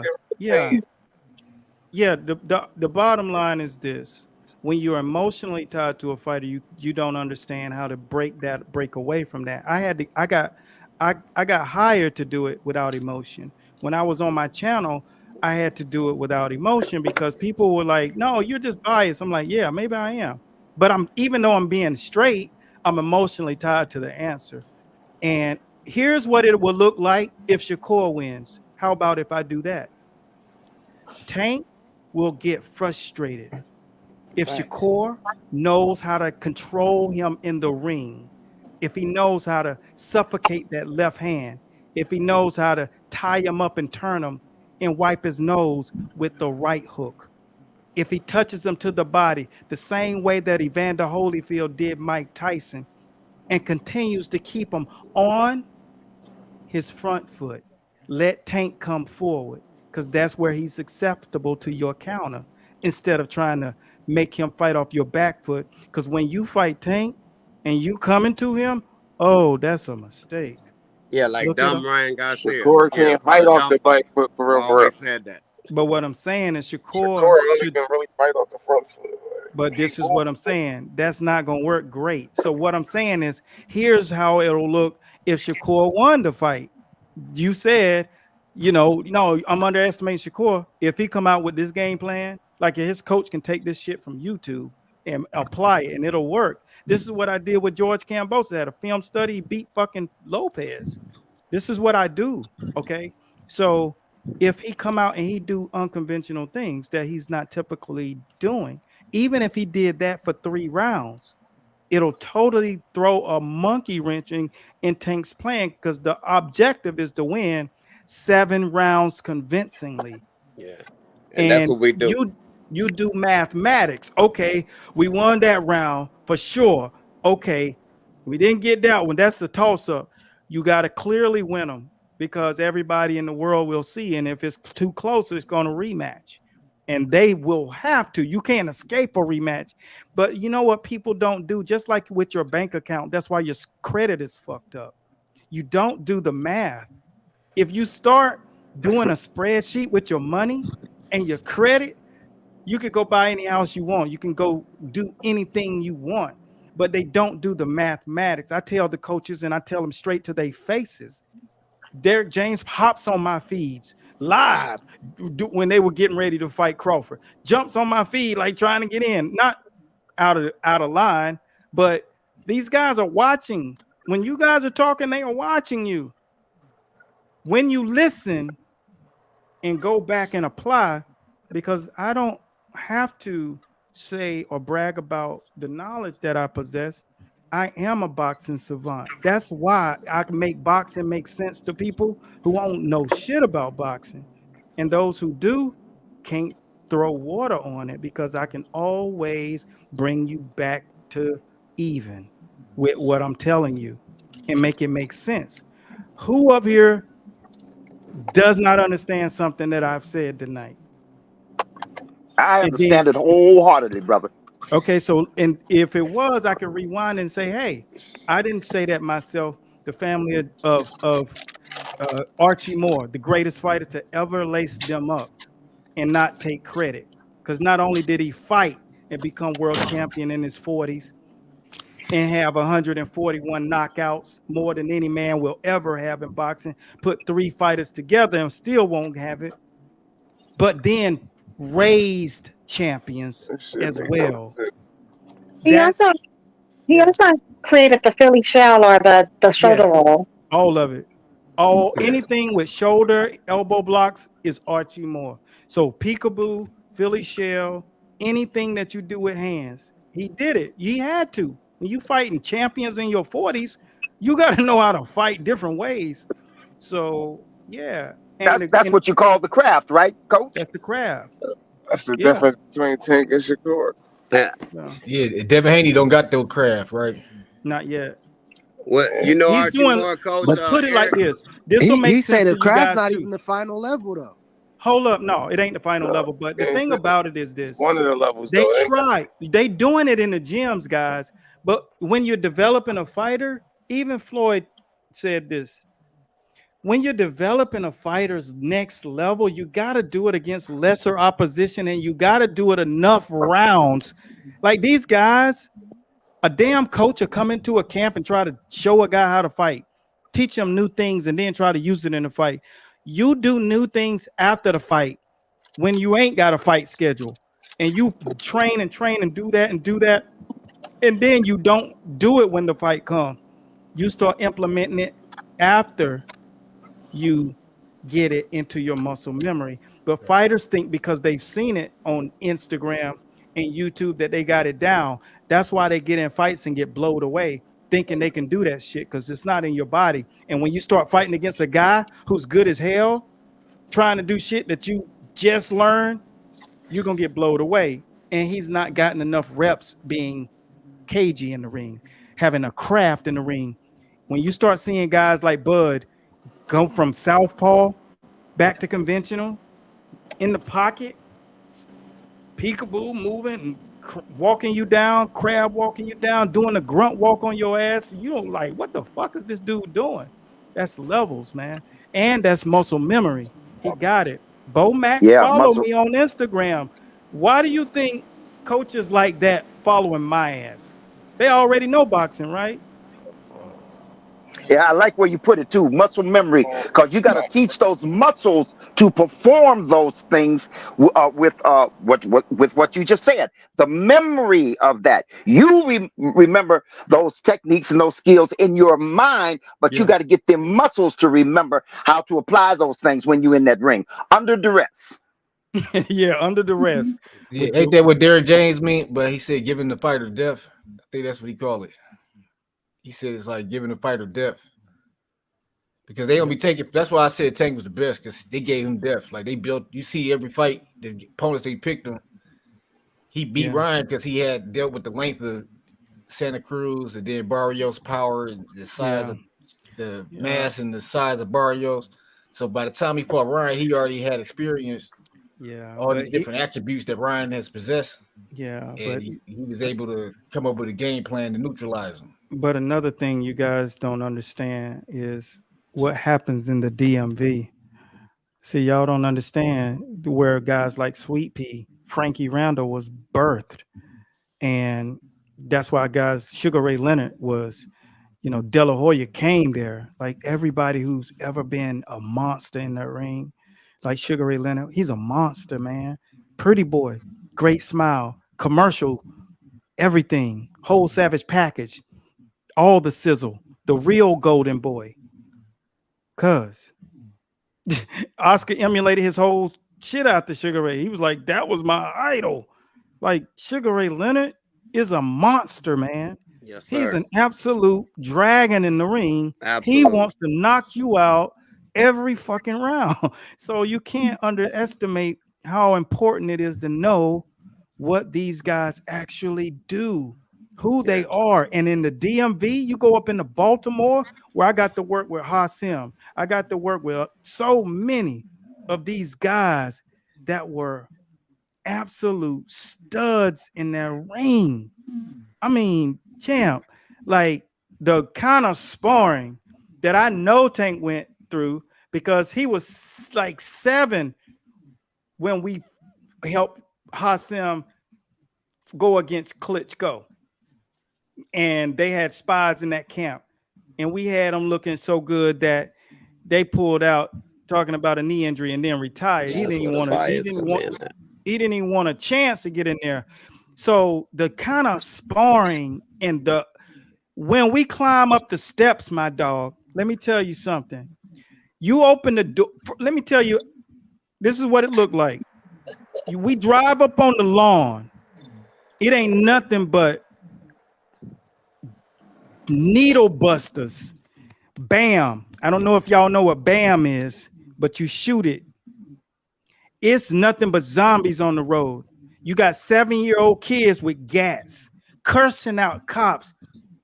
Cops cussing out people just walking, pulling up on the lawn, calling people motherfuckers. All of this is real. Then you open up this barn door over on Whitelock off of 395 in Baltimore, and you go up into this dungeon. 30 steps up, you climb the walls, and on the walls are these pictures of everybody in this gym with straps, medals, gold medals, silver medals, nothing but ice all the way up the wall. And then when you open the door to get into the gym, you go into the gym, and every one of those motherfuckers that you just saw on the wall is in that gym sweating with dead cats in their mouth, like ready for blood. Motherfucking, you walk in that bitch and you looking around. I got my whole team. I'm like, oh shit. And I look at my heavyweight in the ring who got there early and we got caught in traffic. He looked like Freddy Krueger sliced his ass up in the ring, and he was getting killed then by Hasim Rahman. It was blood everywhere, and this dude had the best defense. He was on sweepy level, but he was a heavyweight, and I mean could get away from any punch from anybody. But what he was up against up in there, it wasn't boxing techniques, it wasn't skills, it won't skills in set, it won't motherfucking craft, it won't styles. These motherfuckers were throwing something totally different at us that we had never seen. And that was a cagey fucking fighter. They were throwing punches and missing on purpose. We stepping in, motherfucker wiping our nose. Boom! Over and over. Hemorrhaging on the side of the head. Blood truffling out the fucking nose. Mouth busted wide open. And all I can do is stop this shit from happening. And then you climb up 20 steps to get in the ring. So we had a total fucking airport, like, and you got to acclimate to the height. You're looking down, and it's just piranhas looking up at you like, fall, motherfucker, fall. Hey, coach, can I ask you another question? Uh-oh, your volume went out. Your volume went out. Yeah, there you go. Yeah, you back. Yeah. Hey, coach, can I ask you another question? Let's go back to what you said about Inoue. And you were talking in so many words, you summarized it or summed it up to say that Inoue won't be able to take that power. You were talking about the body structure and the bone density. And you were saying when he comes up against somebody with some real power, he won't be able to take it in so many words. What I want to ask you is, what do you assess Tank's punch resistance? Oh, he's a dog, man, because he wouldn't have survived those wars in Baltimore. See, I did a video that I never posted about the DMV, and I went into it more like that. We're talking, this is world champions level. You know who was in the ring training? I said Hasim Rahman, okay? nigga hands like this, right? Okay, like head like this. Like it's world champions in there. Sugar Ray trained there. De La Hoya, all these guys, Frankie Randall. I'm talking to Frankie Randall's the guy that gave Julio Cesar Chavez his first loss. He beat him twice. They gave him a draw the first time, and the second time he came and beat the shit out of him. Yep. That's who being bred up in there. Okay, let's just make it clear. The other guy is Sweet Pea. Okay, then you got Sugar Ray. Like that's not an accident. Lamont Peterson. Now you got Keyshawn Davis. His brother might make noise. Kevin, look. What about Russell? If it was mentorship, if it was enough mentorship, you see more of these guys making it all the way. But a lot of them get pulled in those streets or killed or put in jail.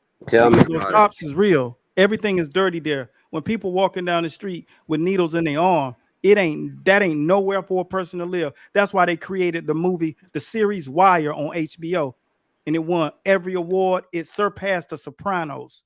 So you're talking about a place that's so bad that it's acknowledged as the most overlooked city in the USA because it just doesn't have rules. That's where Tank grew up. See, everybody be talking that, but y'all see Tank snap, he a different kind of dude. It's more to it than just him acting like these guys who up here like Ryan. Ryan ain't really from that. You know what I'm saying? And he saw it. Agreed. He saw it in that boy's eyes when he was coming to him. That's why he didn't get up. You get it? Yeah, because the average fighter ain't from that. So, that's the average fighter. See, he know what his eyes have seen. And I can tell you this, you'll never know what he's seen because he can't talk about what he's seen. I told you what a regular day of sparring was like. I told you what a regular day of sparring was like up in that joint with the cops, the 7-year-olds.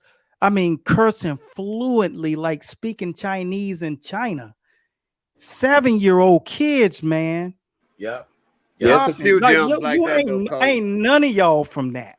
Like, yeah, there's a few gyms like that, though. You know what I'm saying? Nah, you got to go all the way to Crenshaw in L.A. You can't find that nowhere. Like they said, the most overlooked place in the United States. Like that shit don't even. They made a movie series about go watch The Wire, dog. It's real. That's where we were. Where that movie was shot. That's where that series was shot. That's where we were. Well, Coach, all due respect, it doesn't matter where you're from. It's about your skill set. And I think the reason why Tank doesn't get knocked out is because people's always headhunting. And he has that thick, short neck like cinnamon. Mm-hmm. If they touch that body, if they touch Tank is very sensitive to the body because he's a doughboy. They touch that little doughboy's body, it's a wrap. Or they knock his purse off because he's a bad bitch. So if they knock his purse off his shoulder, then he'll go down. But it's his body. It's where people need to go to. They always trying to headhunt. He has too much of a thick, short neck to headhunt him. Well, coach. So my answer. So, hey, coach. But real quick, she's talking about what I asked you, which is, what do you assess Tank's punch resistance levels? Oh, his level is like you said. It's saying go to the body. He's 5'4.5", 5'5". You go to the body, you're gonna get away with it a couple of times, but his uppercuts are just too reactive. If you fight in a place like Baltimore, and that's how you got brought up, people going to your body because that's what the real dog pound. Mayweather Boxing Club, that's not the real dog pound. The real dog pound started in Baltimore. Okay, that's the real dog pound. They don't even claim that shit because that's all they do. Floyd made the Philly shell popular because he markets better. He marketed the word dog pound, but the dog pound is where dogs go and they fight and nobody talks about it. That's the real dog pound, right? And just like going to Philly, you go to Philly and see a real gym war. You're like, oh, I thought it looked. No, it don't look like you think. So that's what Tank came up in. And anybody can go down go down with liver shots. It's an organ. But the thing about it is, do you have the person that could do it? Even Cruz, didn't get that job done, it's something else there because somebody's tried it, because there's somebody in that gym that's smaller, younger, coming up, who was coming at Tank and banging and banging. And when you understand how to overcome things, I'm not saying Tank is the perfect fighter, will never lose. I'm saying you beat Tank with craft. You beat Tank with a cagey approach. You can't just stand there and box a guy that got 10 times the quickness as you and the footwork and knows how to create an angle. You got to beat him the same way that Holyfield beat Tyson, who was super quick, had all the savage tools. You can't fight them with attributes. And you gotta be smarter. And that's smarter. And she said, what the young lady said is right. But you gotta hit them to the body in the paint. You got coach. Look, Leo Santa Cruz and Mario Barrios were eating away at Tank's body. Now you tell me where you did you see hurt in there anywhere? Hold up. Give me both results to both fights. What I'm saying is, I just want you to answer. Oh, there you go. There you go. There you go. There you go. There you go. That's the answer. Yeah. Okay. Yeah, he can take it. He took it. It hurt. You're damn right. But so what? We fighting. You hurt me. Let me see if you can take my pain. Yeah. And I love Leo Santa Cruz. It was my favorite small fighter. And he goes and does that to him. I was devastated because that is like my guy. And when I seen him go out, I was so charged when he was doing his thing. And all of a sudden he goes, I was like, I was devastated. I didn't even watch the replay. I turned the TV off. Excuse me, Coach. Mr. Coach Eric. Excuse me, Mr. Coach Eric Bradley. Yeah. Yes, sir. I just wanted to good evening, sir. I just wanted to correct you on your mistake there. Archie Moore does not have the most knockouts in boxing history. That's incorrect, sir. Who has the most knockouts then? Oh, a guy from over here, man. A guy from the UK, man. Billy we don't include y'all stuff because y'all stuff is different. Like this is a different level. That's why y'all got to come over here. No, see, you can't say that. See, that's incorrect. You can't. No, that's facts. That's fact. No. No, I'm not disrespecting that, but everybody know. I had. Did you hear my man that I had on my show? Neville Brown. Neville was a Commonwealth champion. He won a couple of titles. He said, "Hey, it's different over there. It's different." Look, Eddie Hearn will say it too. Look, it's not a disrespectful thing, but you put your best fighter up against somebody here in these lower weight classes. Tyson Fury is your biggest asset, and he got an American trainer. He had to. Like, it's not a disrespect because we love boxing, champ. So it's never a divide, but you're fighting different levels of guy. Archie Moore was fighting killers. All those fights were killers. He was fighting killers, real killers, man. Like, how can you say he's fighting cool killers? Hold on, sir. I'm not trying to disrespect any fighter. Neville Brown was on my show. Hold on, sir. Yeah, he had almost 400. He had almost 400 fights, and you're telling me that he didn't fight no killers either. Is that what you're trying to say? I'm just putting out there that you it's just levels, man. Hold on. Okay. Hey, coach. Let me get back to something about. Let's get back to something that's important, man. I don't want to talk about who's better in what nation and all that bullshit. Yeah. Anyway, hey, look, coach. Let me ask you this.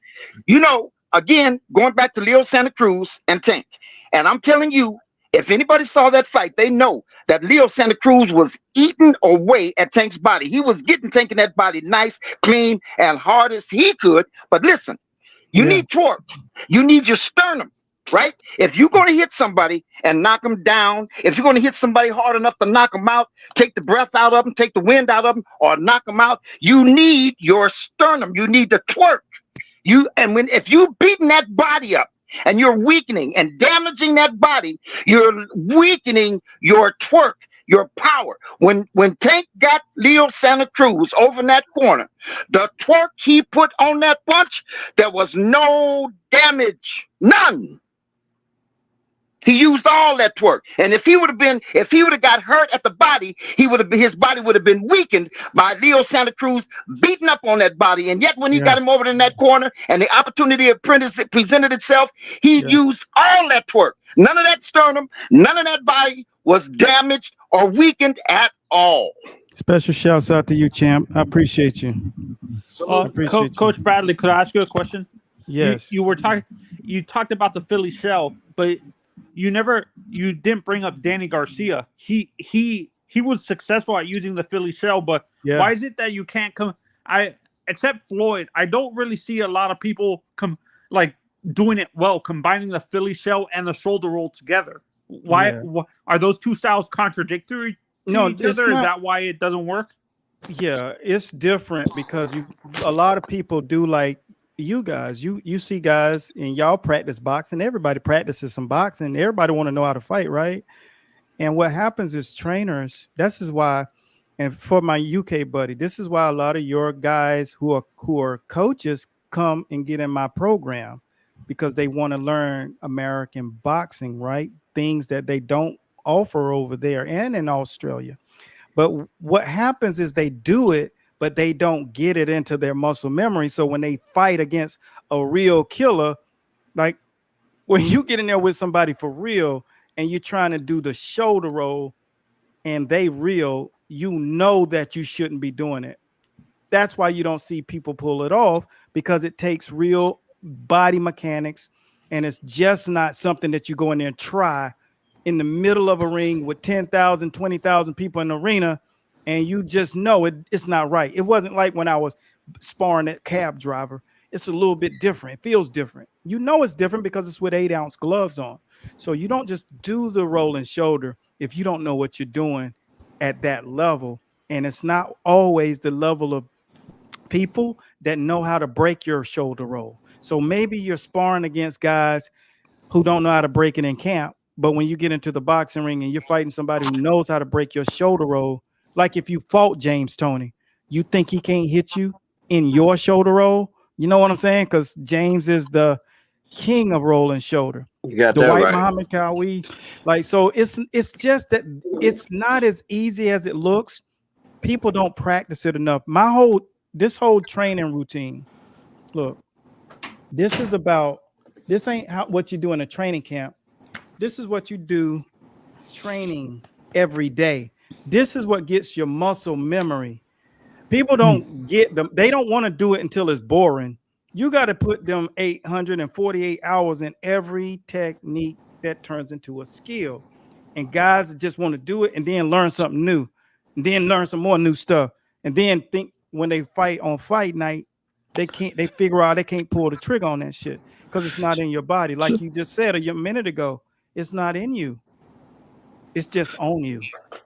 So do you think that's what hurt AJ? He's learning too many.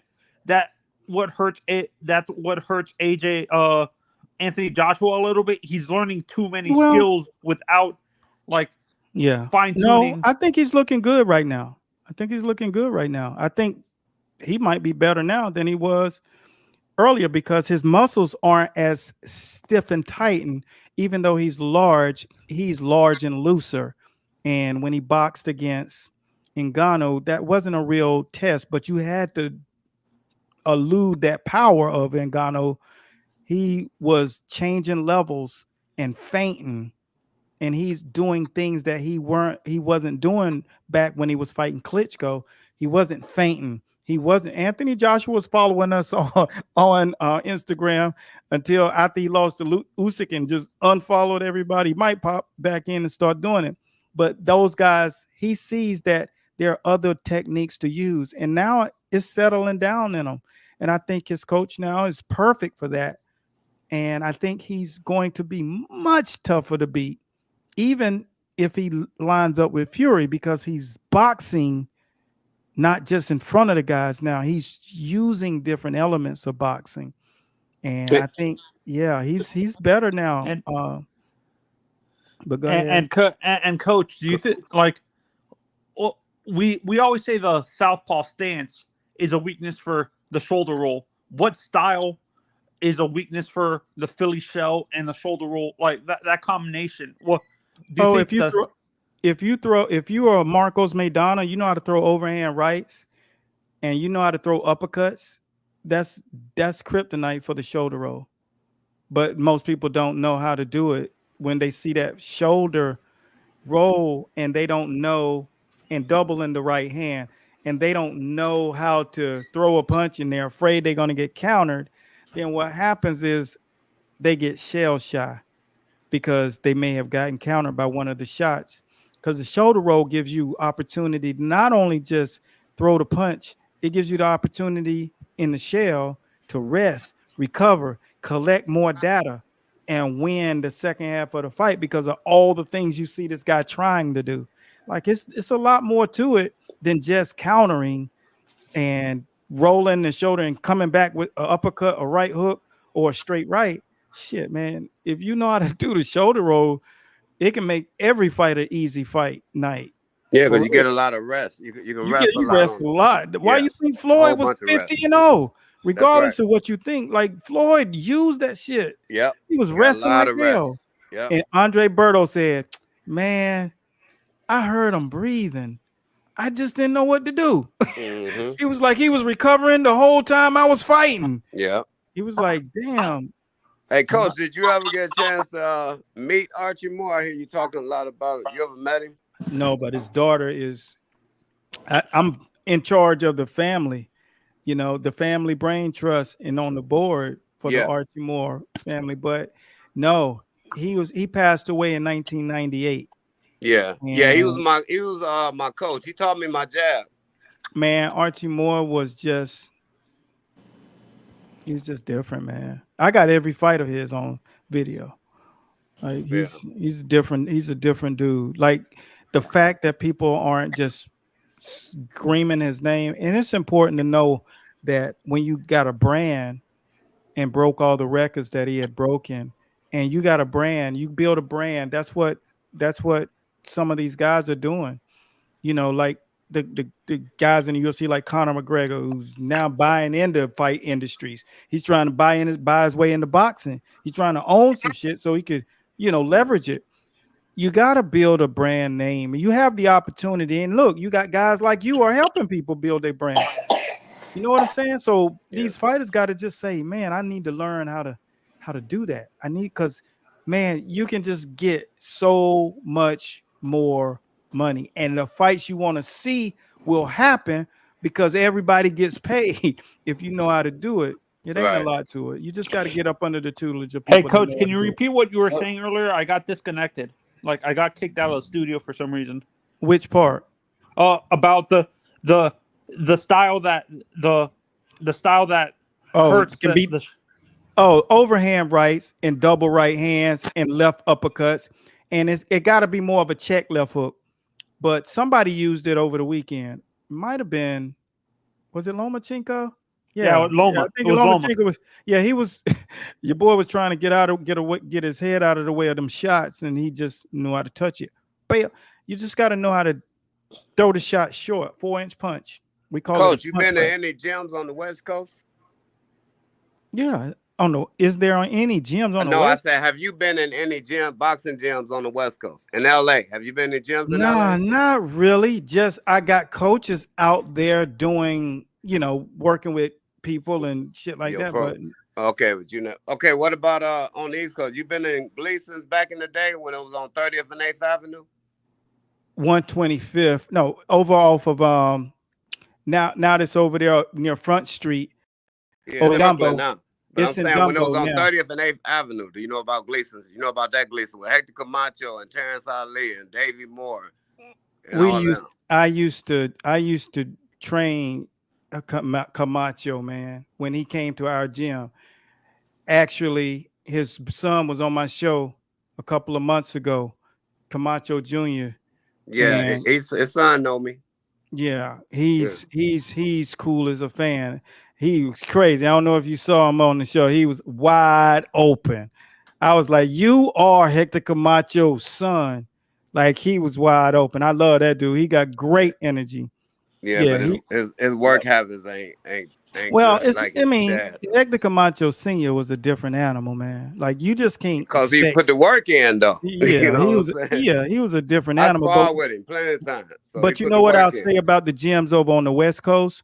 Very school like, very buttoned up. A lot of them. Now, my man Otis Griffin is on the West Coast, and Otis won the Contender. It's actually on, is it Amazon right now? But he won the Contender, then became a world champion as a fighter. And Sergio Mora, I mean, yeah, they have a very, I love the calculated way that they develop the fighters. And so that's just the method that I use, like in the system, man. It's like develop these fighters in a system. Don't just give them a bunch of skills. Say this is what we're doing today. This is what we're doing today. This shit is class, man. You need a textbook so you don't miss stuff, and you know what you got when you go to the fight. You know what you don't have. Coach, have you worked on the West Coast? Have you had a chance to work with guys like Goosen or Garcia, Robert Garcia or No. Joe Goosen?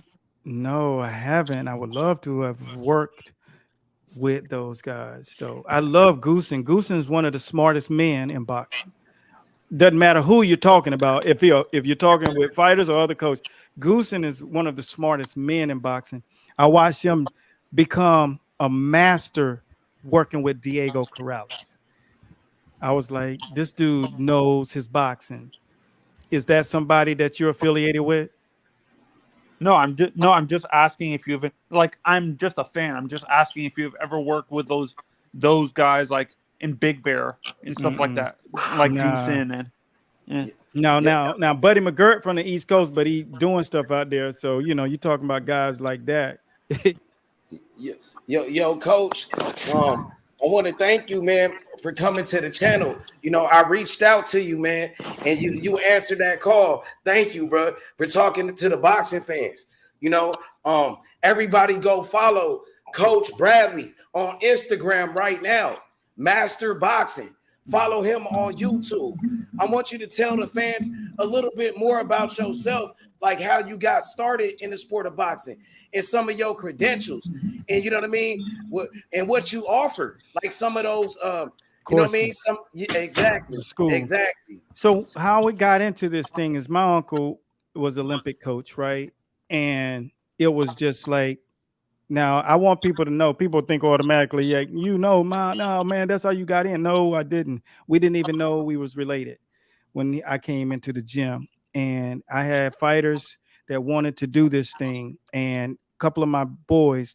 So we had to go to the town that was next to our town because there wasn't any gyms there. Boxing wasn't that popular there, and when I got there, it was like we got started. But I knew if you do this, you got to do it right. You knew this, you got to do it right. I've wrestled, I played sports, and I said, when you do this, you got to do it right. So it was all about developing programs. I was working with a fighter named Harold, and then a couple of other youngsters. I got into the gym. I thought I had been out to Vegas, and after I got back, my mom had passed away. And when I walked into the gym, I said, this is where I'm going to dedicate my life, because I've dedicated my life to learning. So all of you guys who think the only way to become a great trainer in the sport is be a great fighter, it's not. The fighters will tell you that shit harder than fighting, as far as knowing, because training is telling people, fighting is receiving information. Now you got to know how to regurgitate, and that was something that was natural to me. So if you are a natural person, or you're great at instruction or communicating, and you really love the sport, all you got to do is understand how to follow the process, right? Because it's just like school, but you got to learn that when you're dealing with real fighters, you got to make sure it takes 12 trainers. So I started developing fighters. The Olympics was coming around, and a guy approached me and was like, yo, you operate like they do in the Olympic Training Center. And I was like, word. And I said, I slid my card over to him, and that's when we realized we were relatives. And he said, I want you to be the head coach on my team. And so I tell people, I got into boxing working directly with people who are gold medal Olympians, world champions, because that was his stable. So from day one, the first time I went to the ring, it was to a world championship fight. Over the years, I continue to do it. And I said, these guys are great. They do things a whole different way. So that was my understanding of how to approach boxing. He had a notepad every single day. Coach Kenny Adams, everybody, y'all know Coach Adams. That was his coach. And every single day, I said, damn, I'm going in there training guys off the top of my head, but I had a system the way I did it. So I started getting very calculated with how I develop things. And I'm going to just make this a short story. As I was doing it, I started writing all the things that I was doing down that was effective, that I needed to do. And like I said, I got baptized by fire. So if you do something, if you got a process, write it down. And it was one championship fight after the next. I was learning. I got baptized. Then he started telling me to call fights, like in the corner, so I started calling. And that's where the love of Baltimore came, because those coaches was like, yo, I want you on my team. Like, everybody was trying to pull me. Then it was like, yo, this kid got something different. I was unique, right? But over the course of time, I said, I took all of those over 40 championship title fights I was in, and I do it virtually. I give guys advice, and I took all of those books and I made courses. Online university. It's the most educated. It's the deepest boxing training out there, period. It's nobody. It's all of the skills, all of the techniques, the Philly shells, the cutie styles, the peekaboos, all of that shit. And it teaches you how to operate. So that's what we got. It's called Champions University online, masterboxingllc.com. If you're a person trying to say, I want to break into this training business, or I want to fight, that's the place you go learn how to do that shit the right way. And that's why it's called Champions University, masterboxingllc.com. But what I wanted to make sure that the game got, now that I'm broken to the business side and helping the people who host these events. That's why I had Triller TV and all of these different people who host all of these fights, the Canelo fights and all of this stuff, because we got to use the people that are like you guys on these YouTube channels. YouTube is the hottest thing in the world, period. So we got to make sure that they know that they can use you guys, because that's what my sit down is going to be, the next conversation that I'm having. So I'm glad you reached out, because there are a lot of people that want to get into this game. They don't know how to. You can do it. You just got to have a little mentorship, a little guidance. And if you can get that, which is available everywhere, you can find it a lot. You can do it. If you aspire, because I see a lot of you guys are hot with it. Y'all love it. Yeah, there's a place for you in boxing, because boxing needs that inside, not just on the perimeter. They need you on the inside. We need hungry lions. And that's what we're doing, man. Finding, connecting talent, bringing them to the forefront, giving them opportunity. Give them the opportunity to take on any area where they feel like they're strong. And I just tell people to believe in yourself, because the more you believe in yourself, boxing needs confident people. And if you're confident in yourself, shit, the sky is the limit, because boxing will pay you big time. So if you hungry, don't be ashamed to reach out. That's what we do all day, every day.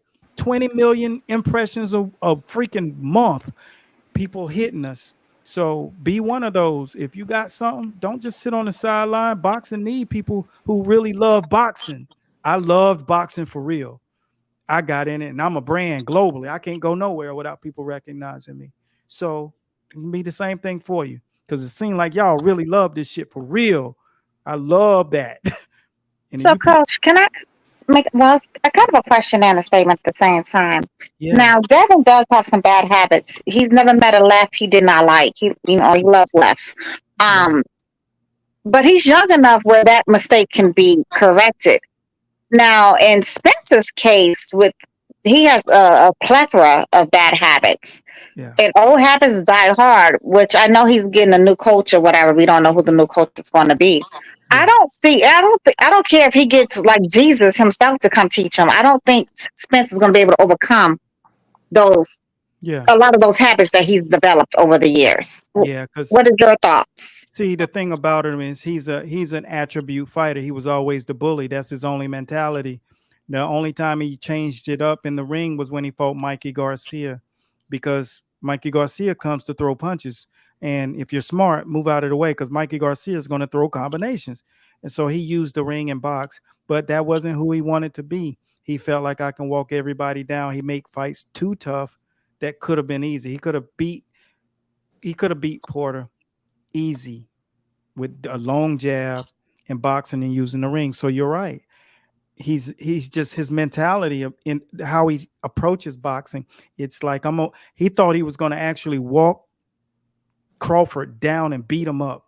He thought he was going to overcome what Crawford could do, because he underestimated him and he judged him from the outside of the ring. So you were dead right. He cannot. That is just not a very good place to be when you don't want to implement craft in boxing. That's the level you're at now. You're not going to be the strongest guy at 154. You know what I'm saying? So you can't bully guys. So if he boxes, I've seen him box. If you go back and watch the Mikey Garcia fight, he boxed. If he became that guy, his fights won't be exciting though. And that's what he liked. You get it? He wants his brand to be like Tyson. But nah, it's levels to this shit. So you got to learn. How do I learn how to knock guys out without being the strongest guy? And it's a way to do it. That's what we teach. The craft, there's a method to do it. And this is how you got to do it at this level. Go watch old Chris Bird fights. He was knocking out giants, but it wasn't with power. It was about attrition and just breaking them down clinically. And that's what he has to learn. And I don't see anybody saying, this is how we're going to fight. He ain't going for that. So yeah, you called it. That was a good pull too. Because, people ain't really talking about Errol no more. But I want him to come back. Although I don't think he's going to be the same fighter. I think that massacre that happened on July 29th has definitely damaged him for good. I really do. That kind of a beating in boxing, I've seen it over and over. I've never seen nobody come back from that and look spectacular. Yeah, I mean, look at his face. In by the second round, you could tell something from that wreck also came into play, like damage, facial structure, the surgeries that he's done to his mouth, all of that. It was like, he became old in one night. So yeah, you called it. And if you do come back, you're coming back to cash in. That's what you better do. He could be another Roy Jones in that aspect. I think his next fight, he'll probably get knocked out. Like, it depends on who he fights now. But if he gets in there with a journeyman and gets knocked out, I think please do not put the gloves back on. Just let it go. Don't be Roy Jones that want to keep fighting. Just say this. Think about this. If you were a matchmaker, right? Who would you match him up against? Because this is what a matchmaker does. See, somebody on this panel might have a skill talent to see what styles match. And that might be your role in boxing. That's why I'm asking you a real question. Like, if you were a style matchup person, if you were a matchmaker, who would you bring him back to get his face back? Definitely not Fundora. I mean, that's definitely not the right fight. So who would you put him in there with? Maybe Jose Benavidez, he's fighting at 160 now. Yeah. I would say Jose Benavidez. I think he's like the perfect journeyman. Benavidez can fight at 54. They can make it meet at 58. That was a good one. Shit. Like, if you're a matchmaker, somebody would have paid you to do that. Like, that's a good match. Somebody who ain't really got that kind of power to really put him in that devastating place. Somebody who fights emotionally. So yeah, you want somebody who fights emotionally and makes mistakes, and Benavidez does.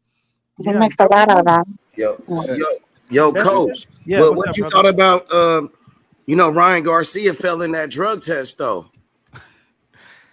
Tomatoes, potatoes, man. It's always gonna be something. Let me explain something. Tests come back before the fight, so when that came out, that's all set up. I'm just telling you. It's set up to do that, and nothing's going to come of it. Ryan Garcia has too much leverage in the sport.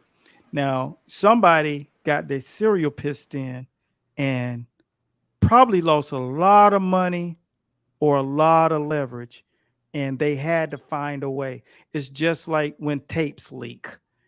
Kim Kardashian leaking the tape with her and her, Ray J. Like when things leak out, they leak out because they want the media to know.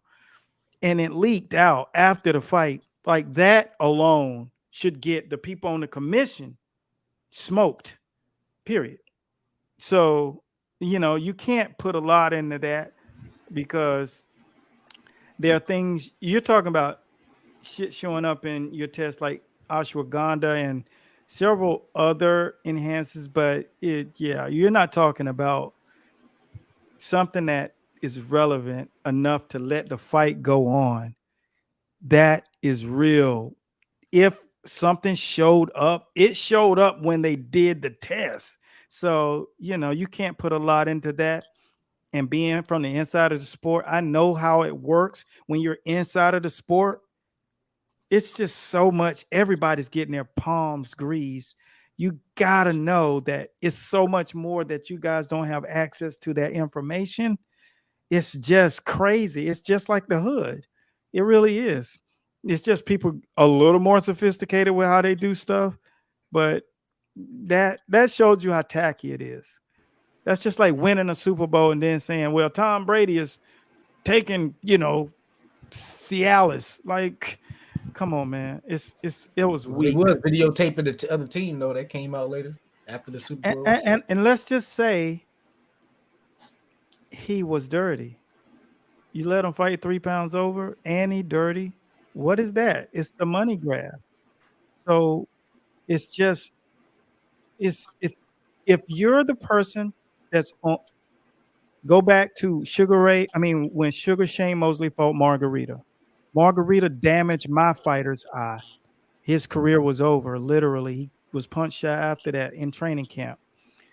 Sugar Shane Mosley, Nassim Richardson went to the locker room and checked Margarita's hand wraps, and that's where they found the plaster apparel. Everybody knows that story.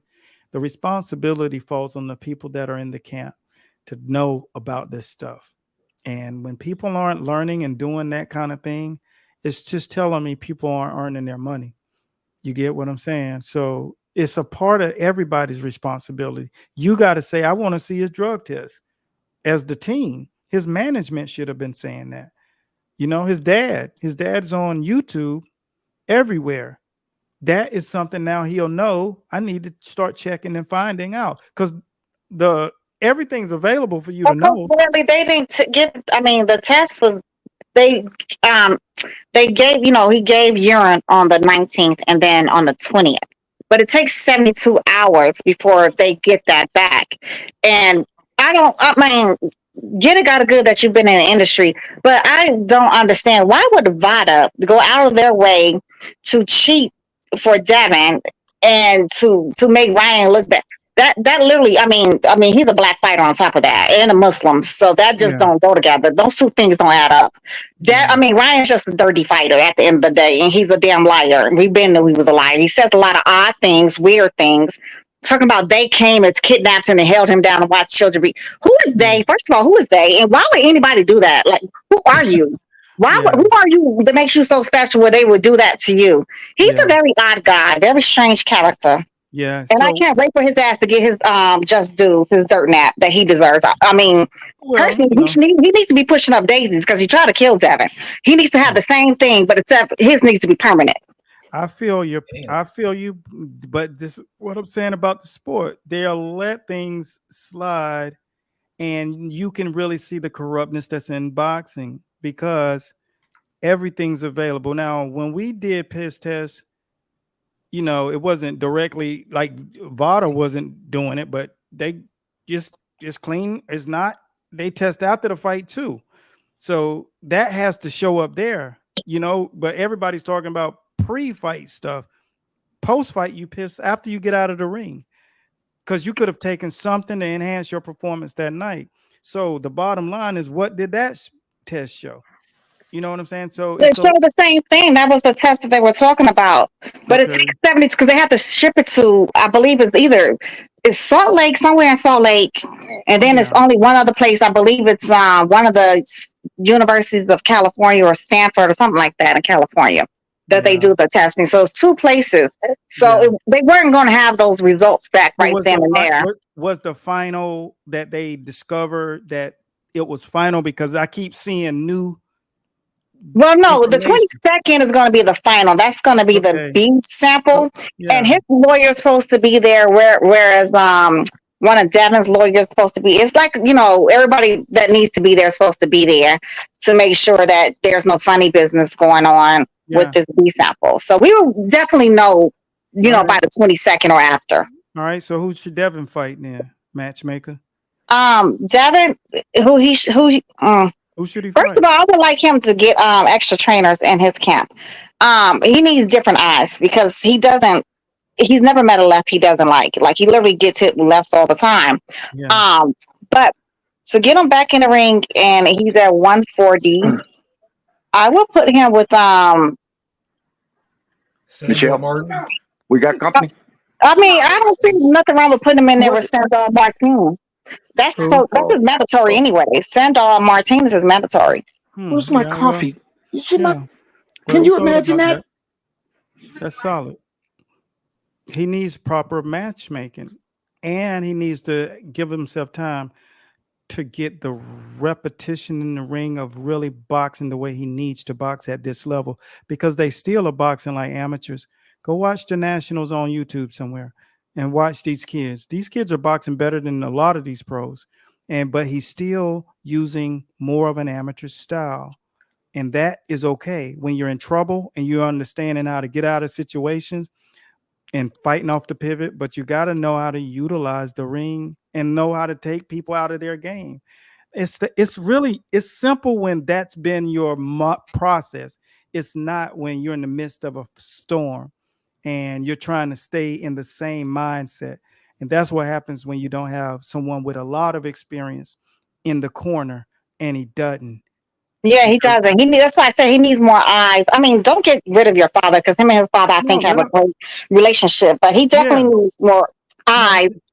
I think he should start training with Bud. I know Blue, not like that, and that's okay. Everybody can't be great. Everybody can't be a master boxer.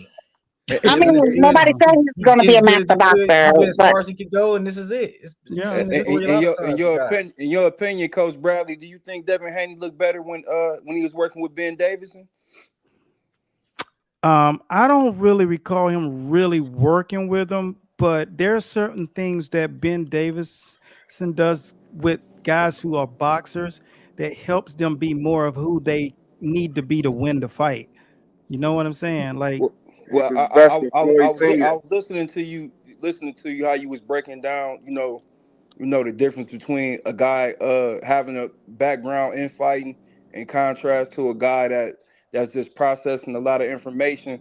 Would you think that Ben Davison is the kind of guy where he can he's more of a teacher, where the fighter would be more acceptable? Because you see more regimen.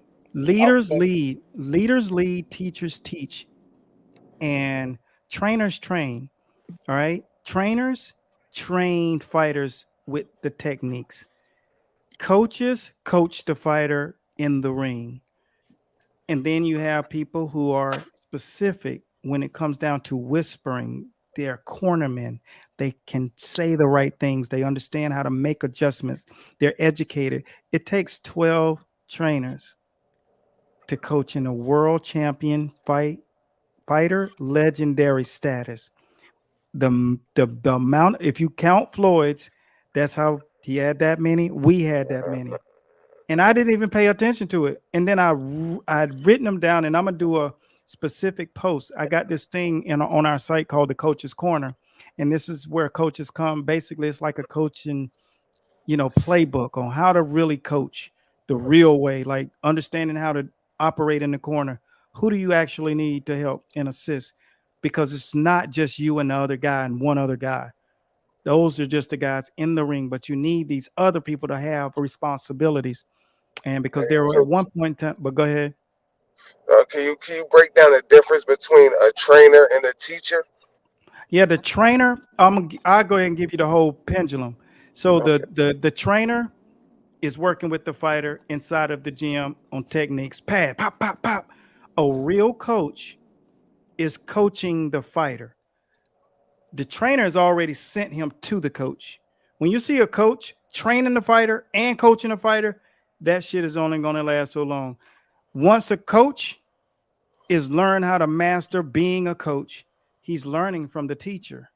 And the teacher is the person that is feeding him the information that he needs to understand there's a process in developing that fighter. And when you have that, the next phase of that is the guy who's the professor, the guy who writes the books, the guy who teaches the teacher how to teach. And the teacher teaches the coach how to coach. And the coach tells the trainer what he needs, and the trainer teaches the fighter the technique. You get it? Yeah, I get it. That's why he got messed up. Bill tried to be the coach and the trainer. Well, he doesn't have experience in boxing on a high level like this. Because you make it there don't mean you're going to stay there. You get it? It was a short-lived. That was a short. Shout out to you, Coach, for actually building a boxing curriculum that people that gotta love and fancy the sport can actually read up on and actually absorb that knowledge. Yeah, man. Yeah, it's real, man, because it's different areas, and then you got to we got to even section where fighters learn how to create themselves, build themselves up in your own voice, in your own way. You don't have to be like Ryan Garcia doing all these antics. You learn how to build. I'm like, what do? You learn basically how to talk to the audience, the people that really want to see you. Just have a conversation with them. People like to talk. And man, if a fighter let them in, that's what George Kambosos was doing great. I said, man, I love your social media, brother. He was talking to him, how he eat and things like that. You ain't got to just watch me do skills. They just want to be invited in. Shane Mosley, same thing. I said, man, keep giving them a piece. Don't tease them too much. Connect with them, man. That's your people. Those people will be there if you lose, if you connect with them. And so that's my message to these fighters and the trainers. I'm coaching them. Hey, man, y'all need to encourage that, because they ain't gonna get on no main event card in 3 years. The only people you're gonna see on main event cards are gonna be people that come from YouTube who know how to market. That's what you're seeing now. It's happening. They're building gyms. Jake's building gyms like that. KSI building shit, man. Like they taking over for real. Yeah, trust me. So I say, stay on your game. Get a piece of the game, get more, because it's available. Because the people who are in it, they don't really want to do the work. You saw how Bud Crawford done got out here and start working. You see how he owns podcasts all the time now. Yeah, Porter broke Netflix into boxing. Like he broke Netflix. I'm like, damn. Netflix. What do you think about this Jake Paul versus 60-year-old? And the line was wrapped around the block to see. I mean, like, this is going to make a lot of money, and this man is 60. This is ridiculous. Look, man, Tyson, his age is showing up. I can look at him and tell, like, what he's doing, just putting out highlight, like that shit ain't Tyson. This is dangerous, and hopefully it falls through, because he has to be tested.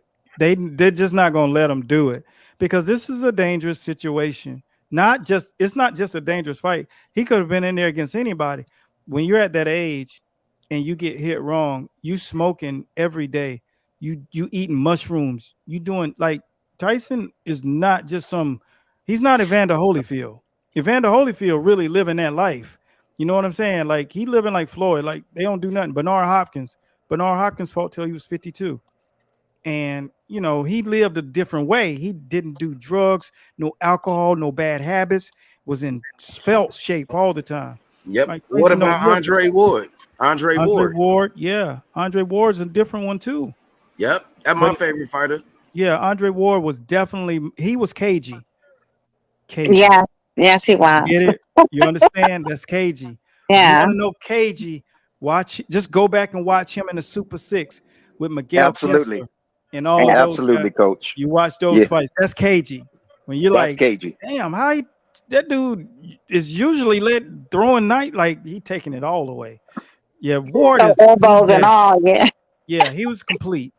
Yeah, he know how to move you off of your comfort zone. That's what he did. He moved you off of your comfort zone, all the way out of that shit. And can you beat me now?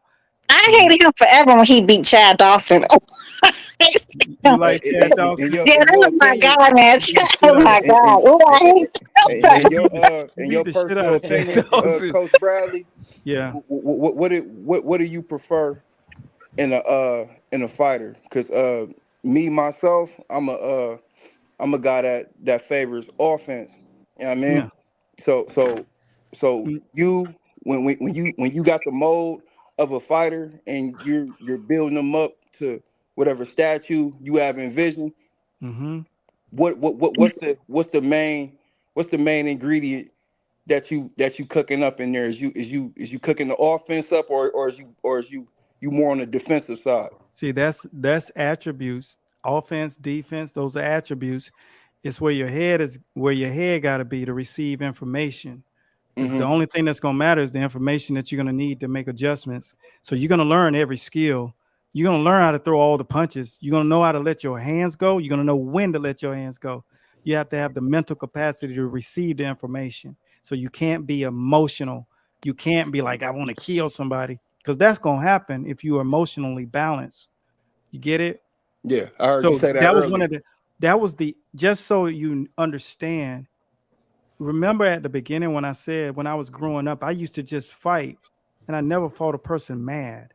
It was just that's what made it so easy. I fought giants. I just love to fight. It's just fun. And that's why I love boxing for real. And I had a cousin that was just nice. He was from DC. He could throw hands like, man, I watched him slice some cats up. And I just like, yeah, I want to be like that. I want to be like that. I'm talking about from the gate. So the fighter has to be balanced, because everybody I remember coming up that I ever did anything against, it was always easy. And I got one more point, because see, they were fighting emotionally. And I always knew that was the difference. They mad and I'm going to beat the shit out of them. And that's one of the things I'm going to reflect, because I don't think we got into Tank versus Martin. And I'm going to explain something about Martin that I didn't earlier. After I tell the guy, he needs to have mental capacity. The mental intellect is the highest level. You're going to learn all the skills. Dude, I've written 30 books on boxing. You're going to know everything it is to know as you develop. You're going to keep getting better. I know that. You're going to be able to do the stuff. You're going to get it all in your muscle memory, that whatever's required. You're going to get moved, right? But you got to have this. And then you're going to be so successful around boxing. You ain't going to need it. You just going to have it too. Like Ryan don't need it. Jake don't need it, but they have it too. I want you to be able to sit in a boardroom with a fucking jacket on a boxing channel and be like, this is what it is, man. I want to buy that skyscraper. I want to do a deal over here. Yeah, I'm sending my family on this yacht for a Christmas holiday. I mean, I want you to live a different life. So that's what I got my fighters always thinking like. You get it? And stuff. Now let me pop to Martin. See, Martin got the body frame. If you got a picture of Martin, please put him up, because he has the frame of one of the fighters that I trained who was a killer. I mean, just shredded to the bone. And I was a cut guy. I'm still cut. But this dude, just when he walked anywhere, people just turned their head. See, Frank got that kind of body. One thing I know about that body, when I would spar with him in the ring, and we had a former fighter from New York. His name was Pops. Pops was 17-1 as a professional. Rest in peace, Pops. A boxing mind, like having custody model by the ring every day.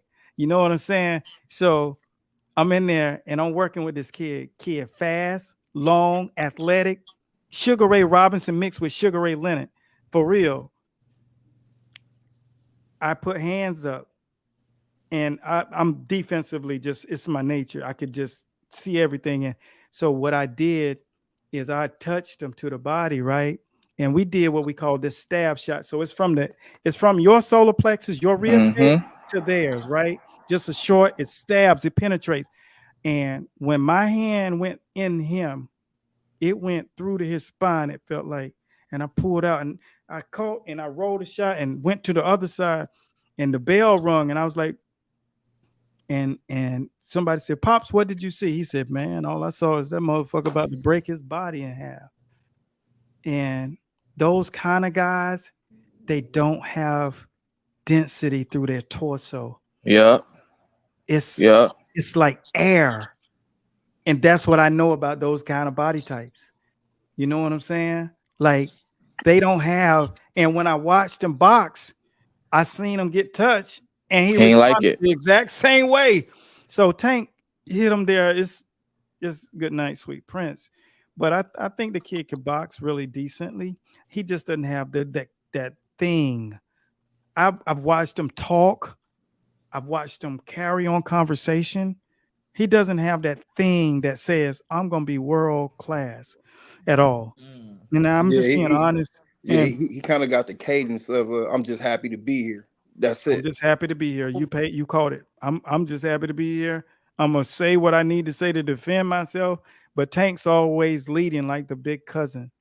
Always. And that's a problem. So, that's it. That's the bottom line, man. That fight is just going to, and I don't think I go into the Usyk fight. I'm gonna give you 30 seconds on that. Usyk Fury. That's this weekend. And Tyson who do you got? My bad to cut you off. No, but Tyson is big. He knows how to use a lot of different things. He's cagey. He will figure out how to win enough rounds. But Usyk is going to do, and I hate to say this, he's going to do things to Tyson that Tyson won't recover from. Damn. He's going to do, because he's just different, man. And what he knows to do here. Or you think he's going to put damage on him? He's going to put a lot of damage on him. And Tyson won't fight another real fighter. He'll talk like he is. He won't fight another real fighter. This is taking a lot to get Fury in the ring with this guy. It's taking everybody. Look, when the guy don't want to go out and fight the bully in the back of the school. Right. This is that. This is every escape that Tyson has tried has brought him to this weekend. And it's going to take everything that he got. And he's a gypsy. He's on PEDs because he got a history of postponing these fights and then coming in. You got to do a lot, man. You're going to have to do something. You're going to have to do something because this dude is different. Anthony Joshua, both fights, couldn't even breathe. He couldn't even walk to the corner.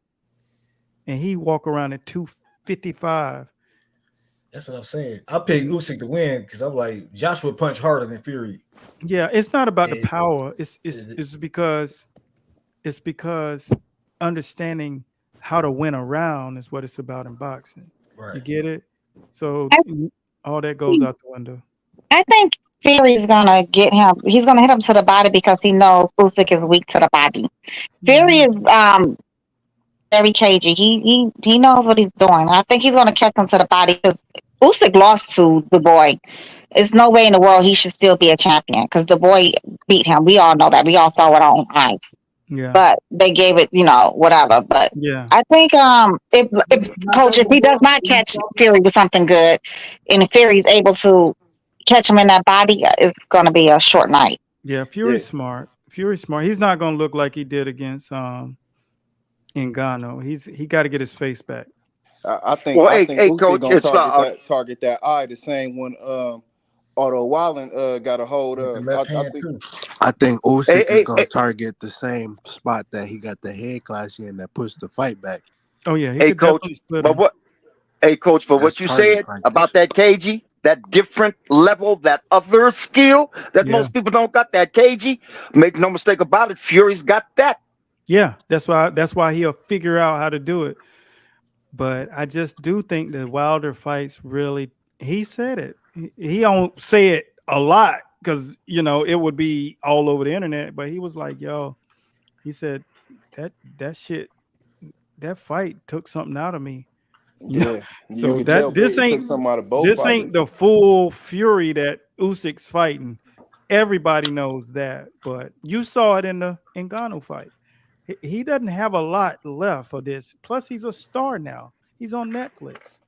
I mean, when you start dividing your time into a real career and you stop studying and loving and watching, but when you can fight at your best is when you are living it and doing it. He's not living boxing now. He's just doing it when it's scheduled. And that gives a guy like Usyk who's still proving his point. It gives him an edge, but it's just, Joshua found a way to make it close. Fury has more options than Joshua did. He has more ring cachet and understanding of how to use it and how to, sit in the pocket and make you miss. But it's going to be very tough. Everybody's going to see a lot of bad rounds happen for Fury. It's going to be like, shit, I don't want to see him no more. You're going to see that. You definitely going to say that during that fight. Like, I don't even want to see him fight no more. I'm riding with the 2-time undisputed trend. Who Usyk. Yeah, He's not a bad bet. It's not a bad bet, dude. It could totally go left. Fury could be 75 years old when he get in that ring because Usyk just sucks the soul out of people. So I know there's that. But what I do is I blank my mind and then I throw a face in there, and whoever face that is, that's who wins. And so I blank my mind, and it seems obvious that the guy who supposed to win this can figure out how to get over the humps that he's gonna face and realize during that fight, I'm retiring. I'm only gonna fight YouTubers. That's what and get paid, but it's not a bad idea. He's built his brand. People are paying watch. It's a sideshow. Shit, you got to do what you need to do. Keep that money coming and keep your brand name because that's available now. But it's going to be a good, exciting, scary, bite your nails, kind of like every few seconds you're gonna be like, and then it's gonna probably go the other way. So it's gonna be a trip, man. Definitely. Just be expecting somebody to be at ringside to call somebody out. Something like that's gonna happen because now everybody's understanding how to put themselves out here when somebody else is fighting. You know what I'm saying? Coach, what do you think? I heard you talking about Inoue earlier, and you saying you think it's just a matter of time. I was telling my homeboy Blue that I think give Shushu Carrington like maybe 2 more fights, and I think he could beat little buddy Inoue. Yeah, it's a person that really, really isn't an emotional fighter. It's not going to be somebody that's a big mouth because he's very good. He's talented. He has a gift from God. But you gotta understand how to work behind that same spirit, that humility. That's the highest level. So, like Andre Ward, when you walk in the ring with that same thing too, that humility on top of those skills and that cagey ability, then boy, it's hard to beat that guy. You know what I'm saying? Humility, because just say for instance, if you get rocked, you're not ashamed to hold. That's why Floyd overcame Shane's right hand because he wasn't afraid to tie him up. Where most guys who are big-headed and arrogant, they don't want to be seen hugging and surviving, and they'll get knocked out. Kind of like Zab with Kasazu. He tried to get up like he wasn't. Zab didn't know how to do it though. His dad was a count. Yeah, Zab dad. His uncle was in our school online.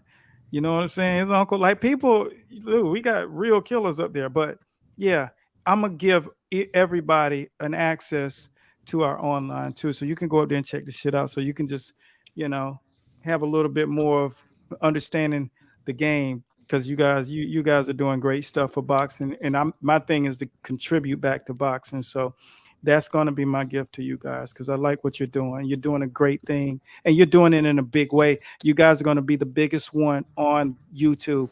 I can guarantee you that. I'm saying that. We appreciate it. You're going to because you got your shit together.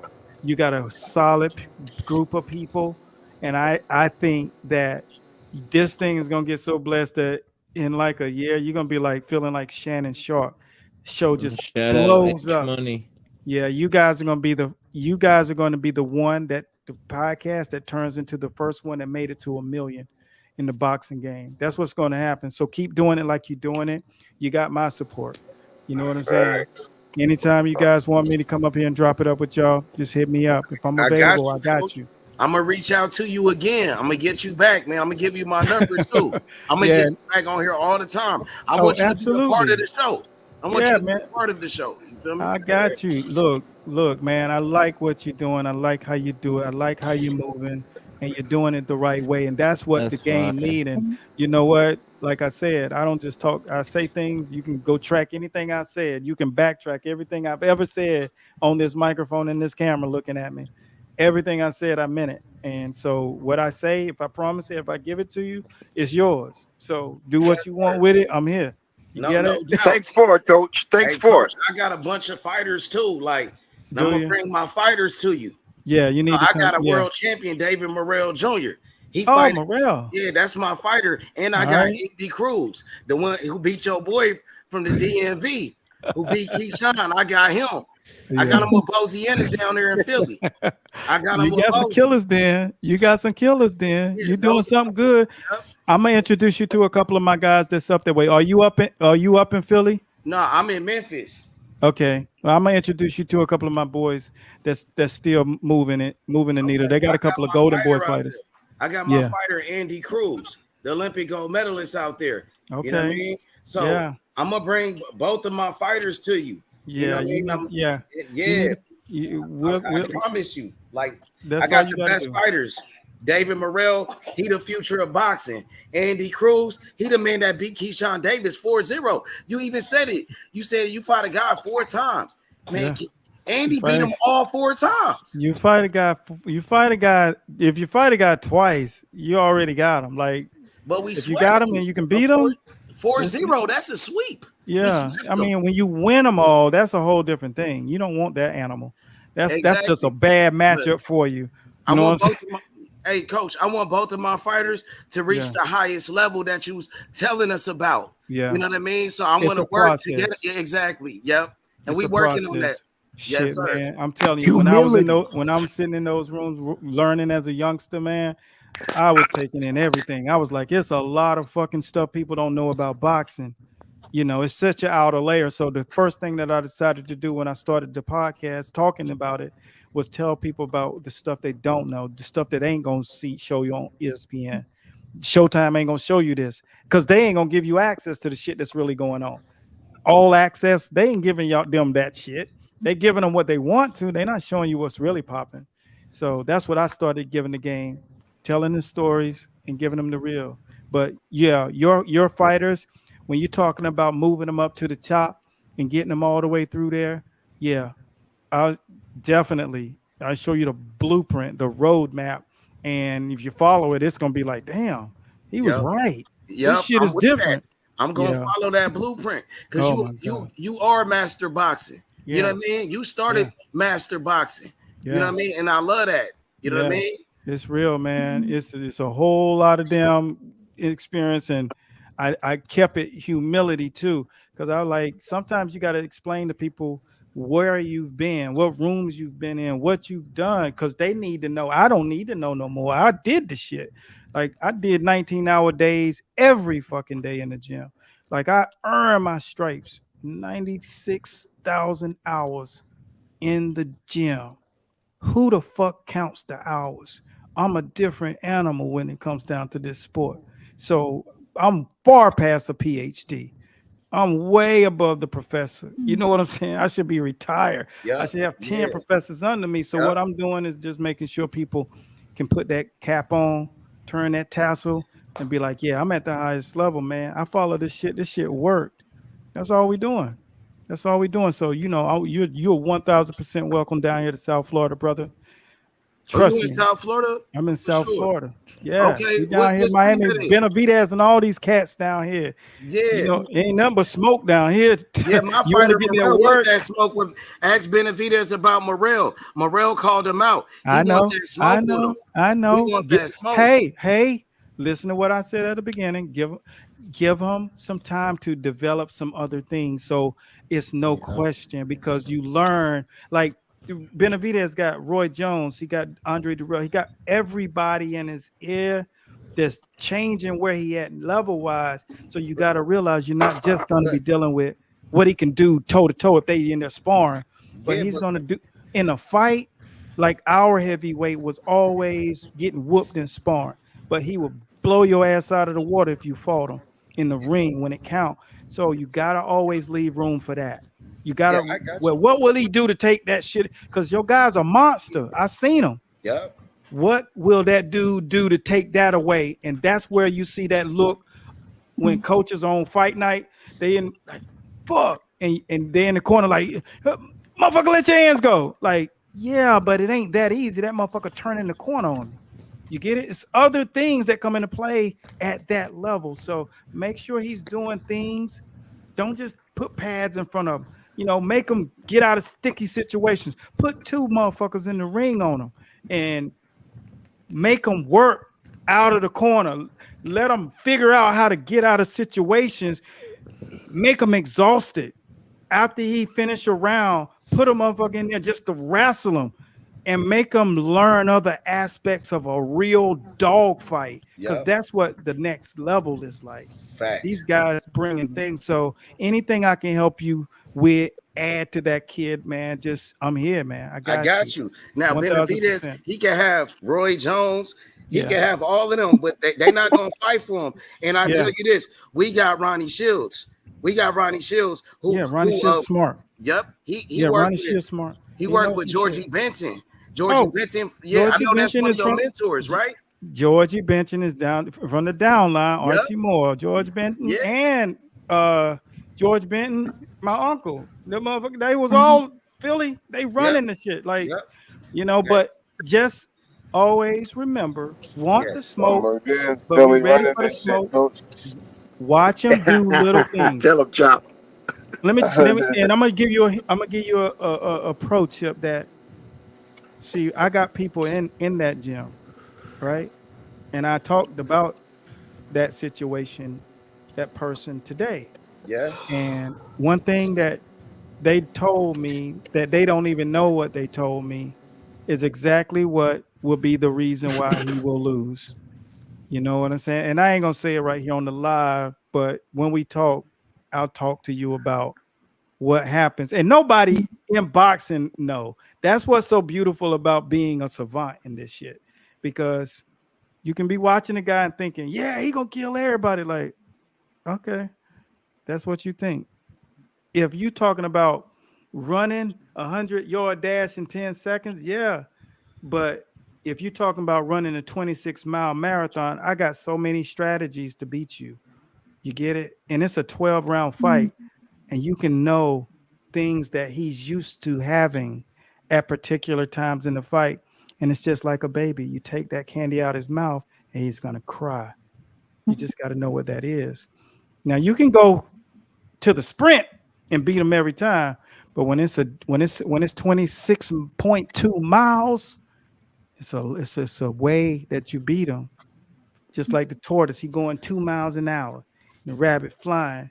The tortoise is just smart. He planning it. He's playing chess, not checkers.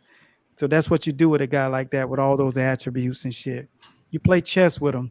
You can take him out in a spectacular fashion. Not just he won, but it's going down in history how he did that. That's what that could be when you approach it right. So just Coach, what do you think about Coach, Ben Whitaker? Who? Ben Whitaker? I like him. Ben Whitaker. What weight class? He's that British kid. Light heavyweight. He's a light heavyweight. Yeah, a light heavyweight. Fighter from the UK. Is he really good brown skin kid?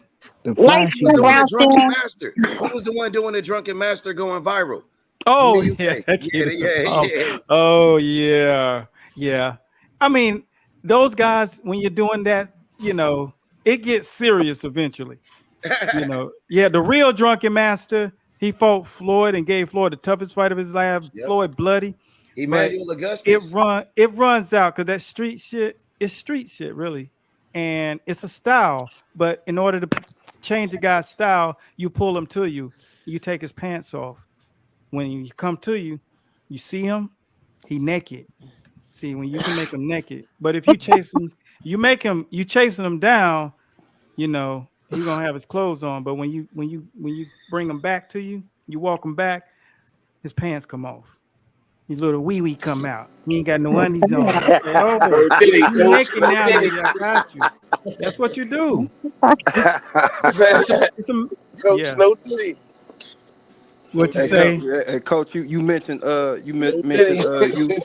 you having ties in the DMV area earlier when you were speaking. Yeah. Um, a fighter that I'm a very big supporter of, Gary Antoine Russell. He's Oh, from that yeah. area. What My do you think that's my about him? uncle. He's super athletic, and you've already understood. Now that's my people. So I can't go like break him down, but I'm just gonna say he's very athletic. Yeah. You know what I'm saying? And I'm gonna leave it there because I can't do that. You know what I'm saying? He looked like he a beast Hey, though. Coach, where can I get your books from? Online, I'm giving you guys Yep. access. So my people contact everybody who's up here on this feed. Everybody's gonna we got you. Don't sweat it. You just Okay. like I say, what I say, that shit is Bible every time. You know what I'm saying? So you want to learn the sport, you want to get bigger. This is how you're gonna get bigger. Follow the damn plan. That's it. Follow the plan. Because like I said, man, everybody's making something that's so simple. If you follow it textbook wise, they're making it so difficult because they're trying to make it so much more difficult, trying to just figure things out on impulse. And you see how I chill. And I'm just like, nah, here's what it's gonna be. This is what it's gonna be. Like, I got people trying to convince me that Errol Spencer's gonna win the fight against Crawford, and I got people trying to convince me that Trinidad was going to beat Bernard. I'm talking about where the odds were crazy though, and I was like, no, this is what's going to happen. And they're like, no, man, you don't know shit about boxing. Like, how about I know everything about boxing? How about that? Motherfucker, like, let that be the tagline. But just it's just about when you understand it and you start looking at it through a different lens. That's where you see that how everybody gets it kind of wrong because they're looking at it first from an emotional attachment. They like who they like regardless of what the real facts are. And so I learned a long time ago, let that emotional tie go away and start seeing the matchup when you break it down line by line. That's one of the first taglines I used to use on YouTube. I'm the real fight doctor. And what we do is break the fight world down round by round. But it's like motherfuckers thought that was a tagline. They didn't know I was a professor of boxing. So Cass was like up here questioning my cachet. And I'm like, okay, bet against me. Put your money on the line. You know what I'm saying? They don't know I'm calling the fights for ESPN, the Insider. I'm doing this for real. Like, this is what I do actually. And if you understand the spread, and when you got somebody like your fighter and you say, yo, coach, where we at with that thing? And without even saying them, it ain't got nothing to do what he actually got the ability to do. And that's where people move their fighter too fast. It's not about his abilities. And I seen that kid. It's like timing is everything. That's why Floyd, Sugar Ray Leonard, everybody knew when you was fighting a motherfucker that you might need to think twice about the date that you fight him. That's it. Because there are the other things about boxing that you got to know. You know what I'm saying? That's why I could teach you guys just the basics of boxing and beat a world-class guy. I used to do that all the time. I take a basic ass guy and beat a world-class fighter because I say, let's pull his pants down if he's too good. So that's all you got to do. It's not about skills then. It's about one choice. Pull his pants down. See if he's talking that big shit when it's cold. You just got out So the in other words, shower. what you say. So in other words, what you're saying, coach, is expose him. Yeah, expose him. It's okay to fight that way. Because if you want to go in there and beat the guy up because he been ducking and you fuck around and play the game he wanted you to play, then it's like, but you don't know this. This is what happens at this level. We got the referee in the bag. Let me tell you, you know why? Because we had a referee in the bag. I can't say his name, obviously, but he's going to make sure the fight goes our way. It's so much you don't know about that level when it's really real gold on the line. You know what I'm saying? You know, Coach. Yeah, go ahead. I talked to the presidents and the vice presidents of the top sanctioning bodies in the world, like I'm talking to y'all right now. So just understand, it's more going on than the ring. So, Coach, I got one question for you. Hey, let me just say one thing real quick. Let me just say real quick about that analogy the coach has made twice about pulling his pants down. You know what? I know you're trying to make a kind of like a psychological analogy, but when you put it in reality, that has some truth to it. Because just think, you're out in the street, and you fighting the guy, and you say, "Oh, this guy's giving me some work. I think I'm gonna do this," and you pull his pants down and expose him butt naked. I can bet you $1 million you're gonna distract him. Yeah. You think? They're gonna lose. He's gonna lose his focus. I'm gonna show you this page right here. This page right here is pulling their pants down. What's on this page?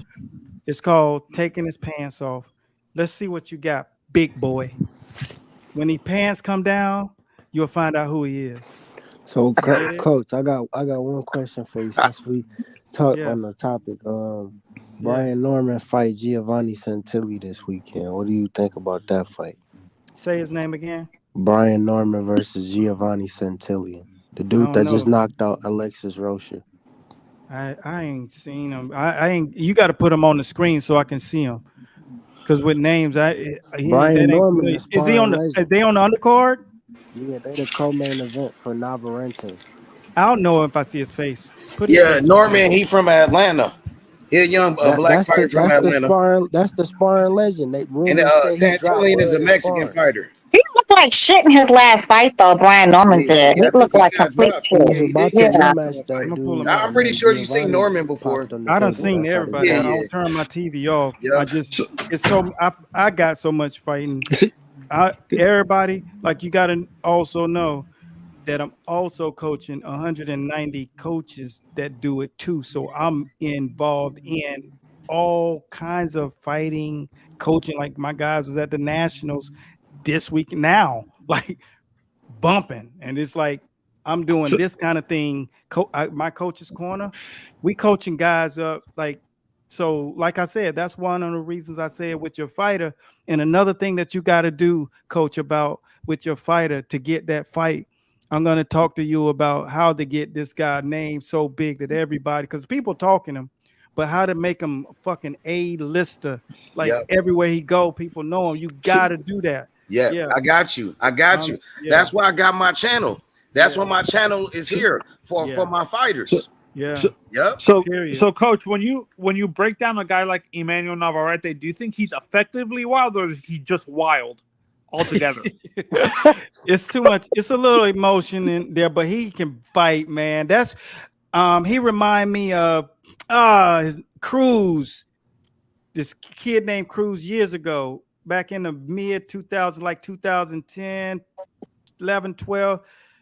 I say he reminds me of Emmanuel Augustus a little bit. But and a little bit of Antonio Margarita, a little bit. Just Margarito? A little bit, just a little kind of like throwing a storm at you. Yeah. So you got to realize sometimes that's a lot of what it has to do with how you're built. Like, your straight hook combination 1-2 might not look like this other guy. He just got a different shoulder girdle, right? And his chest cavity might be different. That's why when you see some people when they're old, they're hunched over, and you might see some guys when they old, they look young as fuck. You get what I'm saying? Like, I'm 55 this year. You get what I'm saying? And you see me, you're like, yo, dude, you look like you boxing. You know what I'm saying? So it's all about stature, all of those things come into play. Knowing how to look at a guy collarbone and know how hard he punch. Look at the bottom of his back. Know how to look at his clavicle bone. Know how to look from the elbow down. Everything matter. What is his axis points offering? he got big sockets. You got to know that. Like Bud Crawford got big sockets. When he hits you with one of them punches, you do the stanky leg. Like the guys be like, "Whoa, what the Would you fuck say was Ryan that?" has big sockets? No, oh yeah, he got yeah. You don't hurt people like you hurt. He hurt Tank the first round. That fight. He hurt Tank. Like Tank was hurt, but Tank is a dog. That's the difference. Tank is like, good, Mo, you gonna eat this one again. So that's the difference. Like sometimes you can hear people, look at how hard Shane hit Floyd. Like people still act like that was just a hard lick. Like he killed 2 dead people with that punch. You know what I'm saying? Like that shit, man. I was watching that. I've seen more fights on I got 40,000 fights on tape. All right. I got the history of boxing from 1897 when they've had the first reel at 38 reels a second. When that shit looked crazy to now. Ain't never been nobody get hit that hard and not go to heaven. That dude not only didn't go down, but won the round from the last 60 seconds. He was getting rocked for like 2 minutes. Still had the composure. Yeah, but then Floyd said the hardest puncher he ever faced was Maidana, actually. Oh yeah. But Maidana didn't do that. But Maidana hurt him more. He hurt him a lot. He hurt him a lot of times. Maidana's a dangerous man. And has the perfect style for a Philly shell. He beat the shit out of Adrian Broner with that. So that was why. Because that fucking punch was coming from the top of a cloud. You know what I'm saying? Like he was throwing that shit down. Yep. If you in the shell, you got to know how to crouch then. You got pocket here, boom, and then go in the crouch and step in. And then he going to miss you. But Broner didn't have that level of skill there yet because he was just getting away with fighting them 135ers. And then you go up to 147 and them motherfuckers is different. It's different. Every 7 pounds is the equivalent of 21 pounds. Yep. So when you go from 140 to 147, it's just like you adding 21 pounds. So that's to why the other smaller guy. weight classes is like that, 3 pounds apart and 4 pounds apart. Oh yeah. When you go to 122, 126, like that. But when you go to 130, 135, 140, then after 140, you go 7. That shit is a jump in weight. It don't seem like it, but that other dude coming from 163, you coming up from 135 to 140, and you're probably walking around 146 if you big. And the other guy walking around 160 something. Easy. And so that's why I say Ryan looks like he's walking around at 160, like a middleweight or something like that. Yeah. He likes to get high too and drink and eat. Yeah, he gonna be that.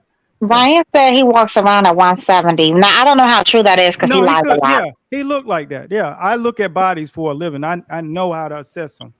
I could tell what a guy weighing. Yeah, he is. If he said it, he is. He got the frame. He does. Yeah, he got the frame. He was chubby the whole camp. I was like, that's what I was taking. Not that skill wise he couldn't fight with Devin, but it's that he was fat. Like the whole camp until like the final week. It was like then he like was but he was just getting big the whole time. Floyd was telling him, come in 3 pounds overweight. Floyd told him that. Y'all know that, right? Yeah. Come in 3 pounds. See, that's what I'm saying. People don't understand. It's levels to this shit, and there's so many tricks. You're going to get hit with one.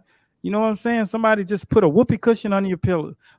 You farting when you sit down. Like they always got a trick for you. So you never think that it's just a fight, a person against a person. It's levels to this. So you got to understand that I need somebody who know what these tricks are because this shit is coming. And when we come in to fight, they come in to play trick or treat. Tricks of the trade, coach. Tricks of the trade. Yo, coach, I got a question. Who would you pick in a fantasy fight at the lightweight division between Roberto Duran and Pernell Whitaker? Pernell Whitaker at 135. Pernell Whitaker and Roberto Duran. If they fought? Yep. And I kind of go back to Chavez a little bit. I saw what Sweet Pea did with Chavez. Duran was different though. Duran is very dangerous. But Sweet Pea just was invisible. That shit, it's hard to hit that fucking dude. You know what I'm saying? You know, I was asked to mentor him the weekend that, well, before that weekend, but I went to Virginia that weekend to work, to spar with some pros, and I was supposed to meet with Sweet Pea. He got ran over that Sunday night. How weird is that? That's crazy. That was fucking crazy. He was one of the greatest fighters ever. Yeah, but if I had to match up two fighters right now, I really want to see how Sugar Ray Leonard would have fought Floyd Mayweather. Okay, I got one better for you. Somebody keep doing a meme. The Roberto Duran versus Chavez would have been another one. You think about it. Tank versus But who you think would have won that fight though, Coach? Between who? Pernell Whitaker and Roberto Duran. You like Sweet Pea? You like Pernell? It's just hard, man, because when you get touched by when you get touched by Duran, you're touched, right? Sweet Pea could take a punch, but you get touched by Duran, you're touched. How he handled Chavez, that's how he would have had to fight the whole fight against Duran and probably would have scaved a victory. You think he could have did that with Duran? Look, hey, we talking about one of the greatest combination punches in the world. Don't say I said. I'm saying it could be eked out that way, but when you look at Duran could have figured a whole lot of corner. I mean, Duran know how to cut the fucking ring off. Yep, he beat Sugar Ray Leonard. Yeah, I have Floyd over Sugar Ray. He was the first person to beat Sugar Ray. So you got Floyd over Sugar Ray? Yes. Yeah, I mean, yeah, but the only thing I think Wilfred Benitez beat Duran, so I'll take it Sweet Pea. I think Wilfred Benitez, the way he beat Duran, Sweet Pea, get it done. Yeah. Well, you just don't know how a person can take that punch. I have one better: Tank versus Duran. I don't think he's deserved to be in the ring. You can't. I wouldn't do that right now. Yeah, you gotta. You know what I'm saying? Like he got a whole career. Right. I'm talking about style-wise. Come on, man. You don't want to mess that up. That's like, I mean, Tank just getting started. You feel me? Yeah. I'm not talking about accomplishments. I'm talking about the style. The style. Yeah. Well, what I'm saying is, I don't want to see somebody who can move as well as Tank fight Duran. If I see somebody fight Duran, I want them to fight Duran. You know what I'm saying? Like I want, when I say Sugar Ray Leonard, like him, really go with him and Oscar De La Hoya have a fight. Him and Sugar Ray Robinson have a fight. Two guys that are only going to move in a different part of the ring to beat your ass, not just move and keep you off balance all night. I want to see a fight, because when you see a real fight, the difference between that and a boxing match is I'm trying to not get hit, but in a fight, it's Hagler Hearns. It's like, nah, I want to see who got the best offensive arsenal. You get it? I want to see that. If I think of a fantasy matchup, now only one that I feel like that I want to see that I know one of the guys will move is Floyd versus Ray Leonard. But I really do think that Sugar Ray Leonard can't sleep sometimes because he's like, I want to fight that motherfucker. Like, I know he do, because I know he do. Like, I'll knock him out like I knocked his daddy out, because he did beat his daddy ass. So, but I'd like to see Chavez maybe fight somebody who right now currently has a really, really solid boxing game and just truly encompasses the word killer. And you look at these guys who talk about their killer life, but it's only a few of these guys that really are in existence. And Tio Lopez is a guy that I feel like can change the fight anytime now, because he's become his whole complete fighter self. But Tio Lopez. Stop that. But I'm talking about as an exciting fight, not like a world beater. I mean, he's fun. You watch him fight and you're like, oh shit, he getting dropped. Like, it's always going to be that. Oh, okay, okay. I thought you meant like he was like some. We're talking fighting. We're not talking about pure boxing legends. We're talking Oh, about guys who like they power and think they can really fight. So that's why the game is so good these days, man. Because you guys got it's more fighters at one time than it has been since the 80s. And so you guys got so many guys who could really, really do it. Now, there is a little lack there of real top level coaches to put these guys in systems. And a lot of, you know why I know this, because they all reaching out to me every fucking day and they don't know shit. And then I'm watching this guy on TV. So I see the game from an entirely different perspective. And I'm like, damn, listen to him in that corner. He really don't know shit about boxing. But he got this job because of where he trained. And so it's a lot of that. That's the only thing, because a lot of these fighters could be coached out of these situations that they get themselves in. You know what I'm saying? So you guys really have the voice to amplify what you see. Is obvious because you've all seen a fighter that you're like, what the hell happened? Why in the fuck didn't they just make an adjustment? They don't know how to. Facts. They don't know how to make adjustments. And you got to know how to make an adjustment when your ass getting thrown at you. Because when you're watching the fight and you're in the corner, this is what happened to me the first time. I'm in that motherfucker. I'm like, what is happening? Shit was moving so fast. Like when you right there, it's not sparring anymore. It's fucking real. Them gloves small as fuck. And they throwing hands so fast. And you're like, ding, the bell. Like, what the fuck just happened? What do we say? Like, it's like you have to really understand how difficult it is to be a cornerman. And a lot of these guys never get better. The next time I came out, my black ass was ready. Coach was like, yo, call the fight and put it directly in my hands. Title fight.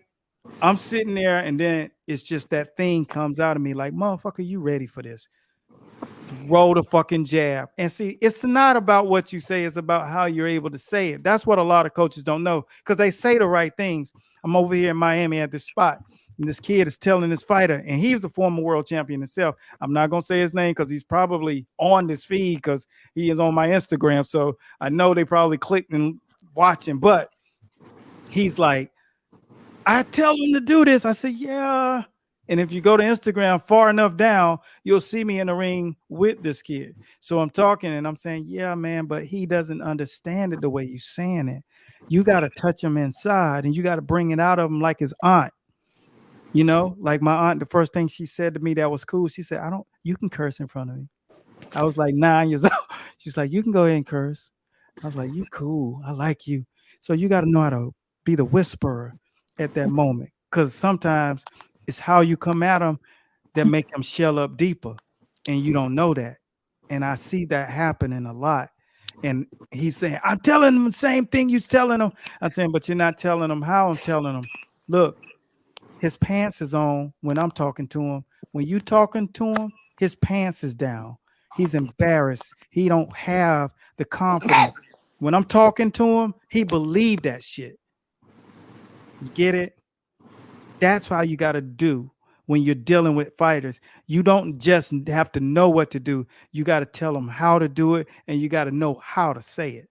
That's a class that those trainers are not getting. You feel me?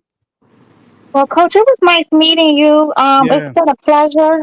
I gotta go to bed because my black ass gotta go to bed. Yeah. We went into overtime. We went into like the 15th round, but it's all good. I appreciate you guys. Nah, it was beautiful. I appreciate you guys, man. Be blessed at God's speed. I'll ride with you guys next round. Okay, Coach. Thank you. Absolutely, that, man. Coach. Thank Connect. you, bro. All right, fam. Y'all be good. No doubt. Boxing for life. Boxing for life. Appreciate you, Coach. Appreciate you so much, Coach. Thank you for coming through and shining the light on the greatness of Tank to these dunderheads out here. That appreciate you for the book. No doubt, man. Y'all be sit on them, no cap. I tell them about Hey, Tank got a rehydration clause. As they should. Nigga, it ain't even. It's the new WBA rule. They trying to implement. What happened? They got a rehydration clause. Who? Tank and Frank. For real? Yeah, EJ How? just tweeted it. You It's a said the new WBA had it's a new rule from the for the WBA. WBA. They implemented it. That was the Yeah, WBA that did that, not yeah. Tank. That's good, man. Everybody need to That's start what's doing that. up. They all need that. Yeah, Yeah, yeah, I thought yeah. Tank, I didn't know they was fighting for no belt. Yeah, that's Yeah, good. That's smart, bro. Tank belt. I'm happy my fighter Morrell, and that's why we rock with the WBA. That's why my fighter fighting for that world title because they doing the right thing in that They all sanctioning. need that. Stop all that fucking weight bullying. Exactly. That's why we fight for the WBA. People getting hurt. It was just a fighter that got killed in the UK, right? A couple days ago. I was just reading up on it. That was his first fight. His His first first professional fight. Sharif Lowell. Yeah, yep, Sharif Lawal, Yeah, whatever, Lawal, some shit yeah. like that. First fight he done. First debut fight. That's Crazy. crazy. A nigga die on Yes, his sir. debut. That's fucking Equal the playing field. Equal the playing field. Simple as that. Mm-hmm. Clean the motherfucking sport up and make it fair and equal. Yeah, and all that trickery and shit. All that trickery and shit. Yeah, because even if it was Tank who implemented it. If you have a hard weight cut, I Like mean, we just was talking about that yesterday, Cam. Remember, I'm like, I don't know if it's gonna be one. Remember that yesterday, Cam? Yeah, he did say that. Hey, but you know what? But And the making them WBA just said fuck it, nigga. They did it. Period. No, the WBC doing the same thing. That they about to start doing monthly checkups on where the fighters that fight in they sanction where they weight at. You know what I'm But saying? there you go. They There can you go. monitor. If once you start universally putting those kind of rules and regulations in place, then you'll. Hey, when you start putting those rules and regulations in place, then you'll. The next day after the fight, he 180. Hey, when you start putting those rules and regulations in place, then you'll have people fighting where they should be fighting. Facts. See, Coach was just saying that nigga Benavidez is heavyweight. Yeah, well, he exactly. Get down and make the weight, but that nigga got heavyweight bone density. Like, man. Yeah. Yep. Hell yeah, because that nigga his bone structure like it's already adapted to carrying that type of mass around. Yeah. So it's like, I mean, he could take niggas punches crazy. The punches he giving out. And I appreciate Coach for coming through. Coach Eric Bradley, man, thank you. Master Boxing, bro. He was cooking. Y'all niggas gotta stop being so emotional, cutting Coach off. We gonna bring him back all the time, bro. The facts was too hard for them to bear. Yeah. That was a great man. I hope you got educated today, man. Miles started talking about Coach's bias. Coach wasn't biased. He just breaking that shit down. Breaking it down. Giving you niggas the game, nigga. So you can stop being a filthy casual. Talk about that shit about y'all niggas only fighting one way. You niggas only got one way to fight. Yeah, somebody got the fuck on. He said that nigga Shakur need water in the lawn or some shit, nigga. That nigga Shakur need 3 years. I don't know, probably because I'm hooked up to that. 3 years for Shakur. Damn, nigga. That boy ain't ready, nigga. That's not long, though. 3 years not a long time. You know what I mean? That is a long time. You can develop. He's still a young fighter. You know what I mean? Sometimes it's good to just develop your skills and shit. You know what I mean? Zay, man, don't be talking. You didn't want to come on the panel with that DHP shit today, nigga. That capping ass shit. You know what I'm saying? That nigga said Devin Haney ain't got no crab. Only crab Devin Haney got is the cheese in the refrigerator. The crab singles, nigga. Hey, H Money. This the second coach, somebody with the knowledge, the wisdom, the knowing. Coach Marty, you had him on a few months back, and then you got this coach here. And he the master. You know what I mean? Yes, sir. Coach Bradley, he the master, bro, of boxing. Yep. No doubt about yes, it. Sir. So when he yes, say sir. all the way, he got yes, all sir. the credentials. Facts. Hey. Niggas don't know shit about besides Morrell there beating you go. the shit out of there Benavidez. What you say, Chop? That proves these niggas don't know shit about boxing. That's it. That's what I was getting ready to say. No, I And what mean, did they say? Hey, wait a co-sign minute, hold up. everything we be talking about. Everything we but say. he broke down his stance on everything. Even though I definitely don't agree with the Benavidez and Morrell thing. You ain't gotta agree with everything that he said. Yeah, for sure. You feel what I'm saying? Yeah, I'm not gonna agree with you know what I mean, but man, shout out to him for coming through it. Yeah, he did his thing. You could tell You he ain't gotta really agree. is If you don't agree, that just means you're wrong. Hey, but look here. I don't think the coach was saying that Benavidez. I don't think the coach was saying Benavidez is going to beat Morrell. I don't think he was saying that. He was just, and plus, I think he was talking from a perspective of having seen Benavidez on a regular basis, but not having seen that much of Morrell. So he's coming from that perspective. I got Morrell knocking out Benavidez. Hell yeah, he's going to kill him. He's going to kill him. I think David Morrell going to beat the shit out of Benavidez. He's going to kill him. He's going to kill him. You know what I mean? And coach, he's gonna see. You know what I mean? He's gonna kill him. Developing my fighter, and you know what I mean. And we working. No, he said that. I'm still gonna do what I do. He said that shit will be like Canelo and Munguia. That shit is not gonna be that. Fuck you mean? It is cool. It's not gonna be that. He was just saying, give him time. You heard what he said about Crawford. You heard right now though. Yeah, he ready right now. You know what I'm saying?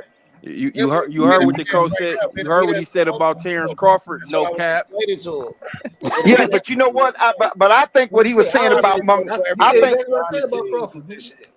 Yeah, but I think what he was saying about Canelo and Munguia is that it's going to be a hard fought fight. I don't think he was saying Benavidez is going to win. I just think he was saying it's going to be a hard fought fight.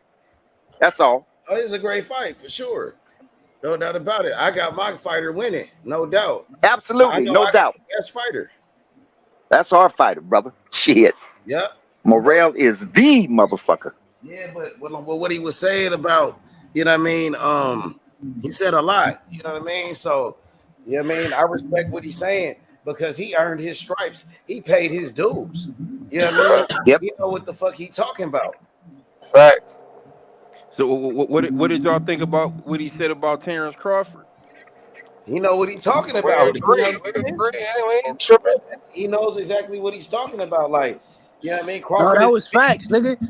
Crawford is a crazy fighter. I still got Boots beating him. I think he said he got Crawford. He got Crawford beating Boots. No, nobody even asked him that question. Nobody even asked him that question. Nobody even asked him that question about Boots and Bud. Somebody brought it up early. I don't know. You never said Crawford to beat Boots. You know, he never said that. You're right about that, Nobody asked him. Nobody asked him. Okay. Yeah, he was just giving his overall opinion on Terrence Crawford because when he started talking about bone density, when he was talking about the bone density and the skeletal structure, he was saying Crawford's bone density is why he been knocking everybody out. Yeah. You know what I mean? Yeah, see, those probably just don't know about Morrell like that. He know Benavidez right. been in the gym with him. Right. You're not too familiar with him, so you know what I mean. That's what you saw when you gave him the Carfax on Ronnie Shields and shit. He had to, you feel me?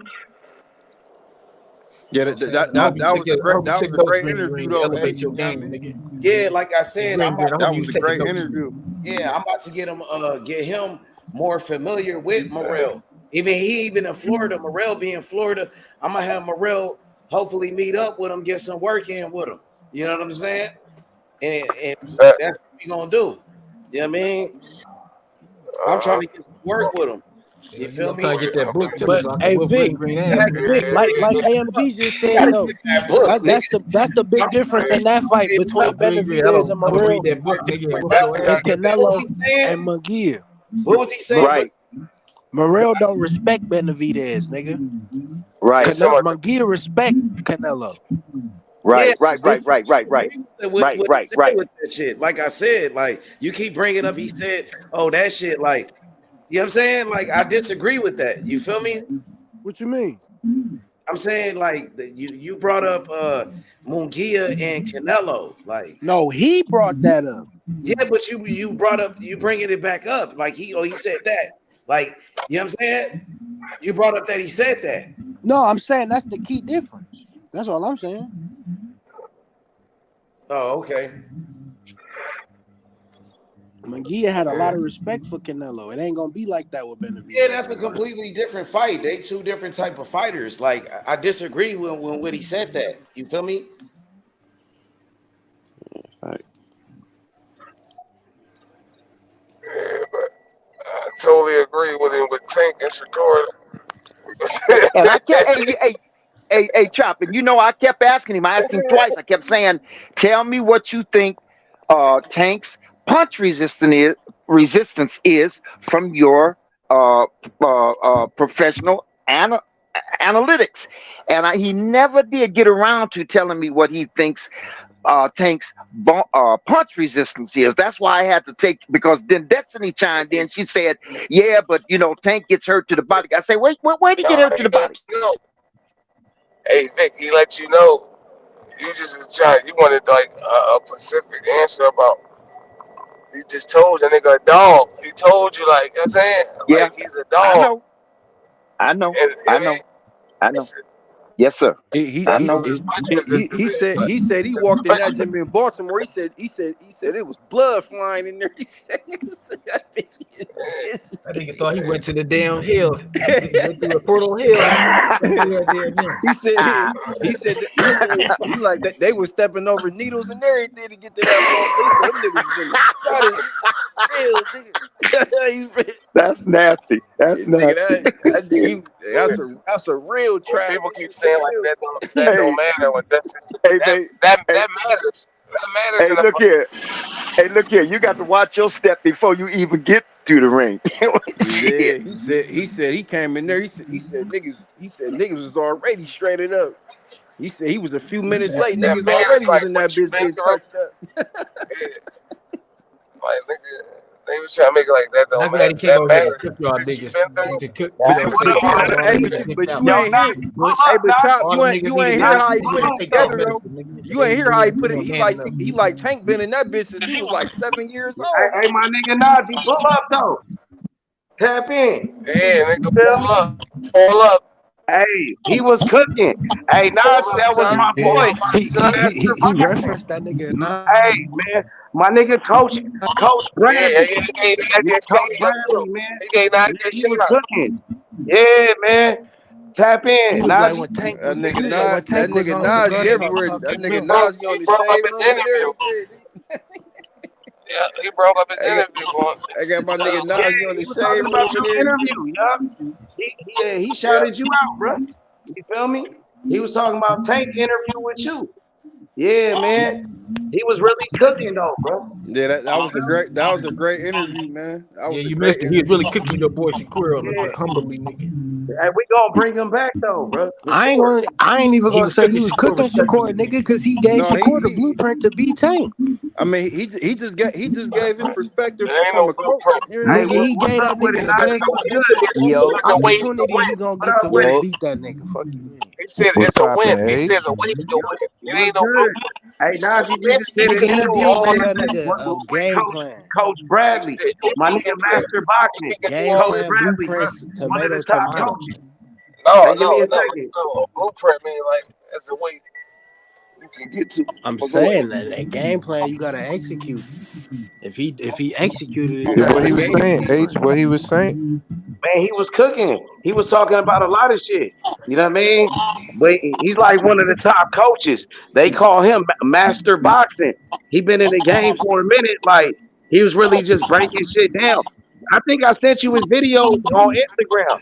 It's called Master Boxing. I think you seen it. I think you seen some of his shit. You know what I mean? But yeah, he was just talking that shit, bro. You feel me? He shouted you out too. We talked about your interview with Tank Davis. He brought it up. Feel me? Yeah.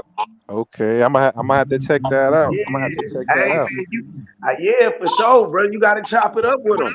You really know his shit, though. You mean? Yo, who he be coaching? Who he be coaching? He coach a lot of niggas, bro. You feel me? He coach a lot of niggas, bro. Plenty of fighters, bro. He worked with like a lot of fighters, bro. He be coaching the coaches, nigga. Yeah, he be coaching the coaches. I think he works with a lot of niggas. Like he be everywhere, bro. You gotta ask him, bro. I don't think we asked him all the fighters he worked with. We didn't ask him that. We should have asked him that shit. You know what I mean? Yeah, but when H asked him to, tell everybody a little bit about himself, he was basically saying he hop right into this shit, like on the Olympic, on the high Olympic level, on the gold medal Olympic level. You know what I mean? So he got to see, the top guys, from the ground up. You know what I mean? And he said, what he say? He had 40 years, so he said he got 4 decades. You know what I mean? Yep. Yeah, 4 decades. 4 decades. Hey, he's so he got seasoned. 4 decades of knowledge. So he is seasoned. He's vet. seasoned. He's seasoned. That's what you call a seasoned vet. Yep, for real. Seasoned. Yep. Hey, Najee, I saw you at that press conference with Mike Tyson and Jake Paul, bro. You really fucking with this nigga everywhere. That nigga be everywhere. And they got Kid Austin fighting Ashton Sylvie on the undercard. Yeah, that's a great fight. You said Kid Austin fighting who? Ashton Kid Austin Sylvie. fighting H2O, nigga. H2O finna beat his ass. Yeah, Cam, I think Kid Austin gonna take that. That's a good fight. H, that's a good fight right there, H. That nigga both of them niggas bums. Oh, come on, chap. Come on. Hey, whoever win that fight gonna be kind of lit, though. H2O gonna beat Kid Austin. Hey, that's a big undercard. Whoever win that fight gonna be that nigga low key. I respect it. I respect you. We gotta respect 2 young niggas, because usually 2 young niggas with an O don't get it on this early. I gotta respect. Thanks, bro. I'm surprised they fight. I'm surprised, bro. That shit got me shocked, bro. I can't believe they fighting. Like you said, 2 young fighters. You know what I mean? Yeah, that's why we like Kid Austin, nigga, because that nigga take all the smoke, nigga. I ain't gonna lie, yo, H. One thing I'll say, I was backstage with the nigga Jake Paul. That nigga is like, he's brolic, bro. Like that nigga, he looks like bigger than Mike Tyson, That nigga bro. big as shit. That nigga looks a lot bigger than Mike, bro. Nigga said he 230. Hey, so you rocking with Jake Paul. When you gonna drop that interview with Jake, bro? When you gonna get that interview with Jake? You know I'm going for that. Nigga, streets need that.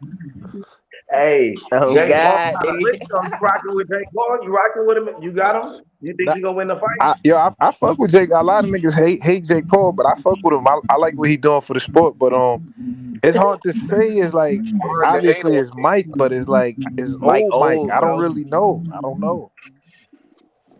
know, man. Who you got in that age? Man, I'm gonna go with Mike Tyson. It's hard to even say some other shit, right? I feel you, yo, chap. The only thing is because Mike is about to be 60, bro. Yeah, facts. I got Jake Paul just so I could be wrong, nigga. But the only thing is, it is 2-minute rounds, so that's a benefit for Mike. Yeah. They said. I didn't like when Mike said that. I mean, when you asked him the question. Well, no, I was right after about the 2. I think you asked him a different, but about the 2 minutes. Yeah, he said he wanted more action, but I think that's like the women shit. It's hard for niggas to get stopped in 2 minutes. Yeah, I just feel like Mike and them probably did that because it's probably a lot for that nigga to. If he go past 2 rounds, Mike Tyson get knocked out, dude. Yeah, and it don't. I don't think it makes more action either, though. I don't even know how they sanction this shit, nigga. Yeah, it is crazy how they sanctioned it. I don't want to see my nigga Mike get beat Jake Paul. I don't want to see Mike get picked off like that. Hold on, listen. I think this guy respect Jake Paul.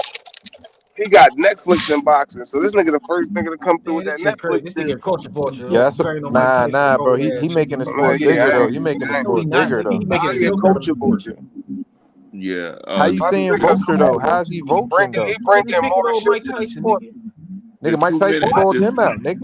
Let me say If anything, this nigga helping Mike Tyson out.